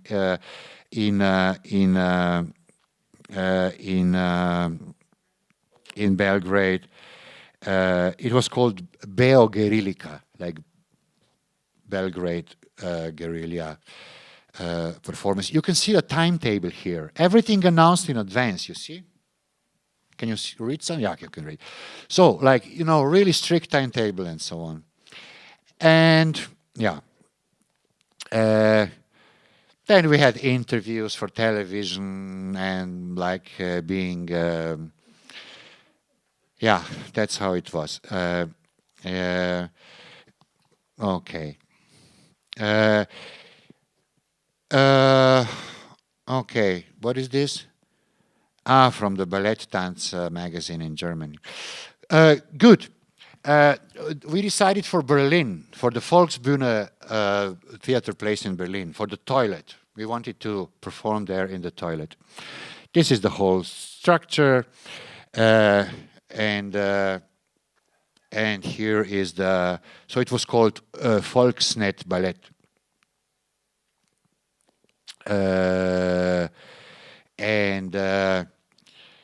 As you can imagine, Volksbühne is an open place. It always was, so there's easy to go to the toilet to do the setup there. We even had like 10 little robots and one big one, because we wanted to make this kind of a Volksdramaturgy, you know, to have a Volk, and if you have a Volk, you need a Führer, né? You know. So that was really important for us, and so we had this one. Plus, we have this Deus Ex Machina, kind of a flying cow. This was a toy cow that you could mount on the ceiling, and it had a camera, so it had this kind of a top perspective, and it was then recording and also broadcasting live. Wasn't a lot of space there, but it doesn't really matter. So you have the whole technique here, lots of things, yeah.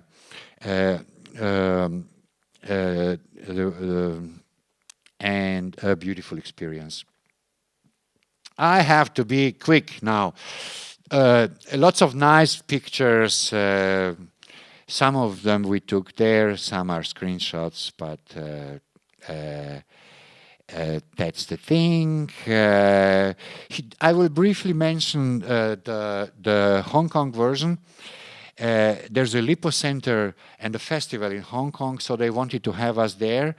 This is a beautiful tower, you see? It's like the panda tower, so you have like pandas hugging the tree, you see how it's done? we were invited to perform in Dresden, Germany, actually, but we couldn't because we were in Hong Kong at that time. So we decided to broadcast from Hong Kong to Dresden. In Dresden, there is this famous theater place, Hellerau, where the Dada guys were, not the Dada, help me. It's super famous for Bauhaus and all these kind of things. You see. And we went on the top of the roof and we performed something called Balletica Internetica Statica. So we installed the robot, we fixed it so it couldn't move, and we broadcast this picture live. So in the background, you know, everything was flickering and the lights were doing, and Brane was catching the radio signals and mixing them and so on. And in Dresden, they were sitting in this hall waiting. This is from the preparations. They had huge projections all around, and people were sitting there and waiting, and it started. And we had a separate line, a separate Skype chat with the guy, with the technical guy in Dresden. And we started. And they said, we started. We wrote down, we started. And the guy goes after 2 minutes, you have to start. The audience is in there. They're waiting. Yeah, that's it, you know. How that's it? Yeah, it's called Balletica Internetica Statica. Come on, you know. We have the description of this chat on our website. So it was kind of a problem because the question was how much something, an object, a body, a robot, has to move in order to be called the ballet. Approximately like this.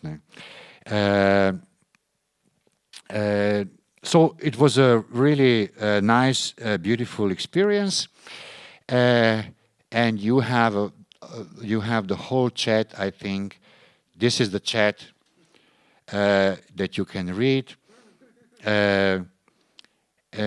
So I loved the fact that the technical guy had this kind of dramaturgical questions, you know, like real questions. So this was like really beautiful for me and for Brane, and yeah, it was a nice experience.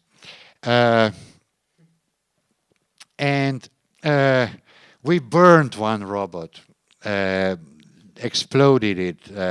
We pressed 2 robots in Velenia. This is a town here north of Ljubljana. They have a huge hydraulic press, an 800 tons heavy hydraulic press, which pressed 2 robots into one eternal pancake. Very, you know, like slow lowering hydraulic press. The guy who was operating the machine was almost crying. At the end, before the final crash, he said to us, hey, but do we really have to do it? You know, like, come on, you know. Because it was, and we brought, it was also, that was part of the live broadcast. This was part of one festival in Madrid, and they broadcast the thing on a huge projection on Plaza del Rey in Madrid. So that's the pancake that was left at the end. We exhibited this later also as kind of as art, yeah? We pretended this is art. We were invited to Seoul in Korea because Zaha Hadid, this famous architect, was doing, they were building this huge new shopping center, which was at that time a construction place. So we went there, I mean, as part of one festival. This is called Balletica Internetica Intermentica as kind of a farewell. So we wanted to bury our robot in this shopping center, and we did it, of course. It's not easy to do it because entering a construction place in Korea, in Seoul, is harder than, I don't know, stealing jewels from Louvre. But it was possible, and we did this kind of a farewell ceremony. Here you can see Brane saying farewell to the robot, the construction plate behind. It was very emotional. The robot had a transmitter that operated for 3 or 5 days later, and then the signal was fading, and we were losing it, and we were sad, and that's how it has to be. I think this is the last one I'm going to show. This was done in Hamburg, in Germany, in port of Hamburg. We used 2 micro robotic toys with 2 micro cameras, and we programmed. The point was we programmed them to commit a suicide, to jump in the water, in the sea, in port of Hamburg. These are very small toys. This is the size of an AA battery, so you can compare the size. And each one had a camera, so they were recording each other, and they were slowly, not really straight, but still going towards the sea. They found a hole. One found a hole, one found another thing, and they jumped inside. And they broadcast also a little bit from the water, and then of course they died. And we did several others. I will maybe show you the one we did in the zoo, where we decided we would like a robot and a real fish to dance together. So we took a fish tank, all under the supervision of professional biologists in the zoo, because they had some remarks regarding the fish. It was a goldfish, but at the end we managed to do it safe. And we had a remote control submarine toy, approximately the size of a fish. And we made this environment for her, and then we were trying. I think Brana, you were operating the submarine most of the time, and I have to say the fish was not really interested. So to dance with us. So we had to somehow follow her natural movement and natural rhythm. So it was very slow, very, like a waltz thing, so you went up a little bit, and so it was a kind of a slow, pas de deux dance. But we managed to get some beautiful scenes. There's a video, so I'm not you will watch this if you want. But basically, yeah, and then you had these reflections. Sometimes you don't know what's the fish, what's the reflection, what's the submarine, and so on. The submarine was super quiet. We had some cameras outside, and we had this GoPro camera inside. And I have to say, it was like when I see these photos, and it's like Swan Lake. It's like like a classical ballet scene, I would say. Nah? You have a creature that is alive. You have a creature. You have an object, a toy that pretends to be able to move, although we were quite satisfied with what it had. 2 engines and 2 propellers, so it could really move, quite precise, I have to say. Now, this is one balletica we didn't do, unfortunately, because I would like to. This is a commercial for one Finnish company that does this medical equipment for different kinds of surgeries, where they have to put your body into a certain position to be able to access a certain part, and so on and so on. And this is done, so this is aestheticized as a kind of a, commercial. So they took a model, and then but I think it's a beautiful thing because all these machines are remote controlled. and you can do beautiful things. So maybe some of you have.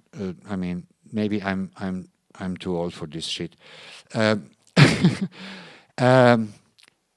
In 2000 and I still have 3 minutes. In 2011, I ritually deleted all my net art pieces, one by one.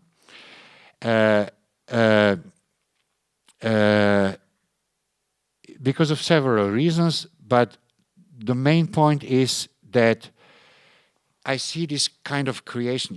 If you as an artist, if you have a right to create something, you also have a right to decreate it, to decompose it. And this is kind of a natural rhythm of an artwork, you know? So it's like breathing in and out. So there are several heavy discussions how to preserve and archive digital works of art. And this is one way to do it. So you just delete them. You erase them from the server and the problem is done. They called me stupid. They say it's a midlife crisis. And, you know, like there were several wonderful discussions that are, you know, also online discussions. So there's a whole Facebook discussion online. There are some other things you can read here and you can go through if you want to go into some details. And I have to say, it's a kind of relief, you know. You get rid of your things. You also say how the song goes. If you love someone, set it free, set him free. Let it go. So I think that's kind of important. But I also did it because of technical reasons, because you have to restore your code all the time to be able to work in contemporary browsers, and I didn't want to do that anymore. So that's why I decided to delete them, and after deleting them, I started my process, which is called de-digitalization. De-digitalization is not re-analogization, but it's kind of dealing with the remains, with dead remains of digital art. Last year at the Triennial of Contemporary Art in Modina Gallery in Ljubljana, I exhibited several pieces pretending to be art. So these are framed, dead electronic objects that once processed and produced net art, but are now out of function and are now only dead pieces of electronic junk. But if you put them in the right context, they start their new life again. They are today in Berlin because today the exhibition at the Neue Gesellschaft für Bildende Kunst starts in Berlin.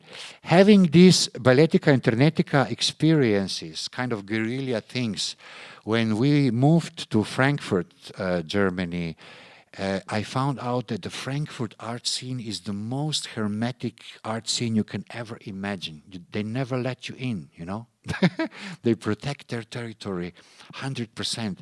So I said, okay, I will do the guerrilla strategy. So I took this kind of metal cubes based on one GIF cube that I used in my first net art piece that was called zero.html.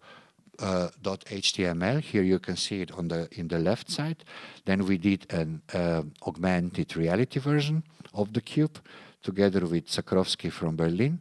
So, and then I wanted to have like real cubes, small cubes. I took the cubes and I went to several Frankfurt art galleries and museums, and I secretly exhibited. I left them there, and I documented the thing, so they are everywhere. Plus, I took videos with augmented reality cubes. And so I went there, I took the videos of augmented reality cubes, and then you can see this. So again, I was exhibiting in these places, although I wasn't legally invited, of course. So it's kind of a, yeah, yeah, okay. This is what I wanted to show you, and then before the end, I have to end now in 2 minutes. We decided to exhibit a huge one. I didn't have any intention to show you this, but since in Axioma Gallery in Ljubljana, we showed 2 years ago a huge 1 cubic meter large cube. So this cube went a long way. Okay, the last thing I will show you is the book. As part of my digitalization, I took the images from my net art pieces, JPEG and GIF images, and I converted them into Unicode text. Unicode is a special set of characters that the computer is using, and here you can see an example.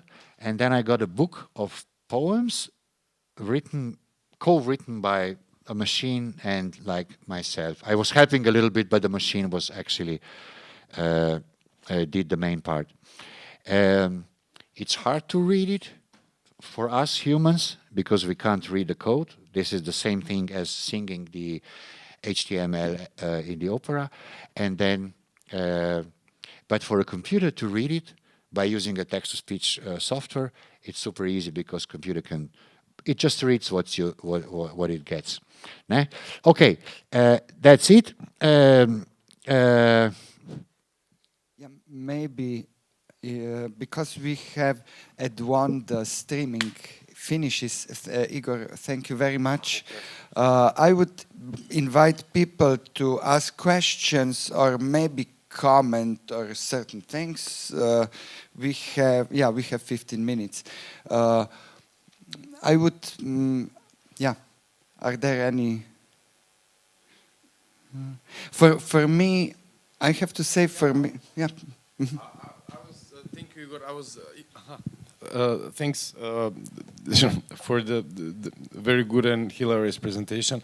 I was wondering, how did you do the transcoding, the transfer of the HTML into the ballet movements and the choreographic part? What was the logic of this transfer, if there was?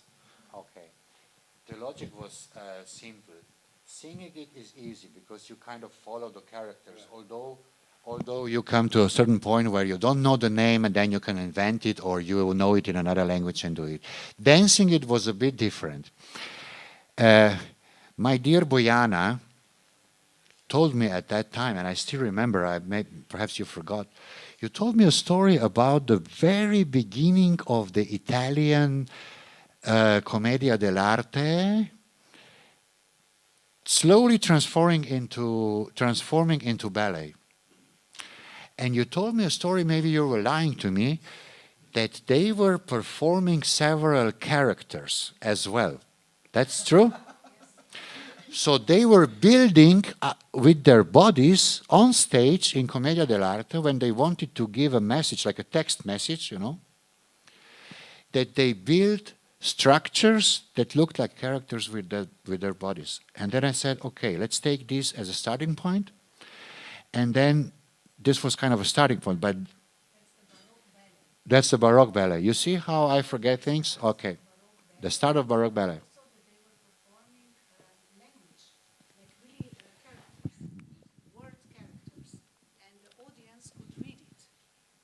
They were performing in the way that you could go from the bird's perspective, you could read a secret message also. That's really this what Mark Franco is writing in The Ideologies of Baroque Body, and it's super interesting because in that way they were actually reacting towards the harsh control and censorship of the ballet also. You see, I got 50% right. But as an amateur, as a non-dancer, it's hard, you know, because you have some ideas what you will do with your body. I'm not used to use my body for such things. And then you start, and then it goes up to a certain point. But as an amateur, you go, you know, it takes you somewhere else. And then you start remembering, hey, how does the ballet goes? What do? They do this, they do that. And then you start recalling this kind of stuff. I had classical ballet 1 year at the academy as a theater director, together with actors. Not contemporary dance, classical thing. We were learning like really this kind of old names and all this stuff. Before the exam, only for 1 year we had it in the first year. Before the exam, the ballet professor came to me and he said, "My dear Igor, I love you very much, but I have an offer for you. Because, you know, it's an exam, there's audience, people come, and then they will see you as a clumsy bear on a stage. I give you 7 if you don't perform." And I said, deal. Yeah. Okay.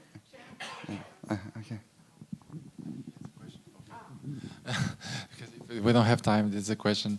Thank you so much for your presentation. I was very intrigued by all the times that you refer yourself as a non-something as a practice, non-musician, non-dancer. But at the same time, it feels like there was always like in this intrigued relation, even if it's a guerrilla mode, with art institutions. And at the same time being within art institutions and working within art institutions, and not so much of the times of the examples you gave were outside of art institutions.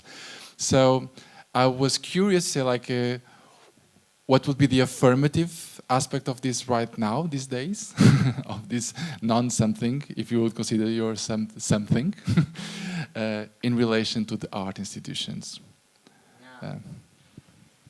Yeah.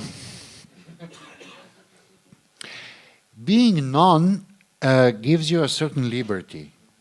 So it gives you a certain anarchist point of view, or a kind of a position where you are untouchable. And then you say, I don't care. So you don't have to think about your artistic career, your success, whether you will exhibit there or there, because the competition is hard, we are all trying this and that, and you know, like, and then, and this suits me very well, this kind of easiness of liberty is something I like, I enjoy. At the same time, I have to say that never, ever, never, wherever we performed or whatever I did in a kind of an illegal way, we never got any feedback or any feedback from the institution we were like invading. Never. Despite all the media attention and blah, blah, blah, and so on, but it's easy to ignore this. By saying you are a non-artist, it doesn't mean that you are not an artist.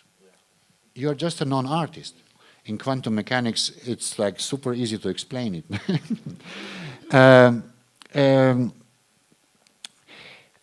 So it's a kind of a, you know, you have to position yourself, you have to put yourself in a certain part of in a certain context, so that they understand what you mean by things. And what I prefer is, what I think most is the freedom that it gives me. And I really am, how can I say, honestly, I really am in a position that I don't have to care about the institution and how and where I will exhibit or not, because it's enough of everything, so it's perfect.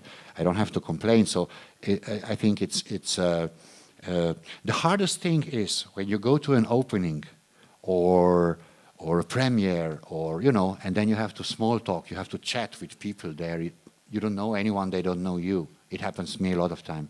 And then it goes like, hi, what are you doing? Are you also an artist?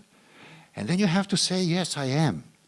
And you have to say this in an art context, you know? You have to say this at the exhibition of someone else's artist, and no one knows you. And if I hear something like this, yes, I'm an artist, then I go, wow, really? How do you know you are an artist? Who told you you're an artist? What do you have to do to call yourself an artist? Did someone give you like a paper saying, yes, you are an artist? Everyone can say I'm an artist. It doesn't mean anything. So it's kind of, if there are people who know you and know your work and so on, it's easy. You don't have to introduce yourself. You can easily say, yes, I'm an artist, because this is a technical description. But otherwise, I have problems by saying I'm an artist. Can I comment on certain things and then ask you to comment? We have 7 minutes or 6 minutes before streaming ends. For me, there was somehow, through your presentation, it became obvious basically that there is certain kind of psychoanalytical aspect to your work. Basically, I think you. It was interesting to me. It was interesting for me thinking that all these, for example, Balletica Internetica pieces was kind of turning art institutions or considering art institutions as a military basis, basically. And the whole, basically, apparatus of some kind of terrorist tactic had to be provided in order to enter them, which shows how close they are, I think. This is, for me, kind of interesting. And also, I think they function as some kind of, basically, production of symptoms that needs interpretation of the public somehow. Basically, you have to define your own desires towards this kind of, I would say, open. If you treat the action as an open signifier, there is something there that it's kind of that needs interpretation and your own decision what they are. But I think for me, what it stands out is basically if you have to make certain kind of almost terrorist artistic act in order to enter these systems, it basically showed us how the systems are closed. What is also interesting for me, it's your decision to delete your kind of archive. And I think it's also contradictory, basically because once you enter the public sphere with your project, basically you don't have really complete control over artworks anymore. You can delete them and we can read them as a kind of gesture, but I think some other kind of documentation is possible because there is a memory connected to it in the public or commons space, which is also kind of contradictory position, because basically once artworks are part of the public sphere, it is very hard to get rid of them, I would say. And there is, I would also, what I recognize, certain kind of Warholesque aspect in the, let's say, internet art field to your work. There is a kind of basically, production of contradictions that needs or demand interpretations and are very kind of interesting to, I don't know, to consider. And I really enjoy the kind of humor and this Dadaistic, anarchistic, radical humorist aspect to the works that you did and presented here for us. You have 3 minutes to respond, then the streaming finishes. I think Andy Warhol is a terrible artist. So what he did, like the paintings and prints and everything, I hate it. It's terrible. But what I really like is his ideology, is his his concept by saying he was so honest when he said, I had no special message. I wish I had one. Would be great if I had one, he said. John Cage said,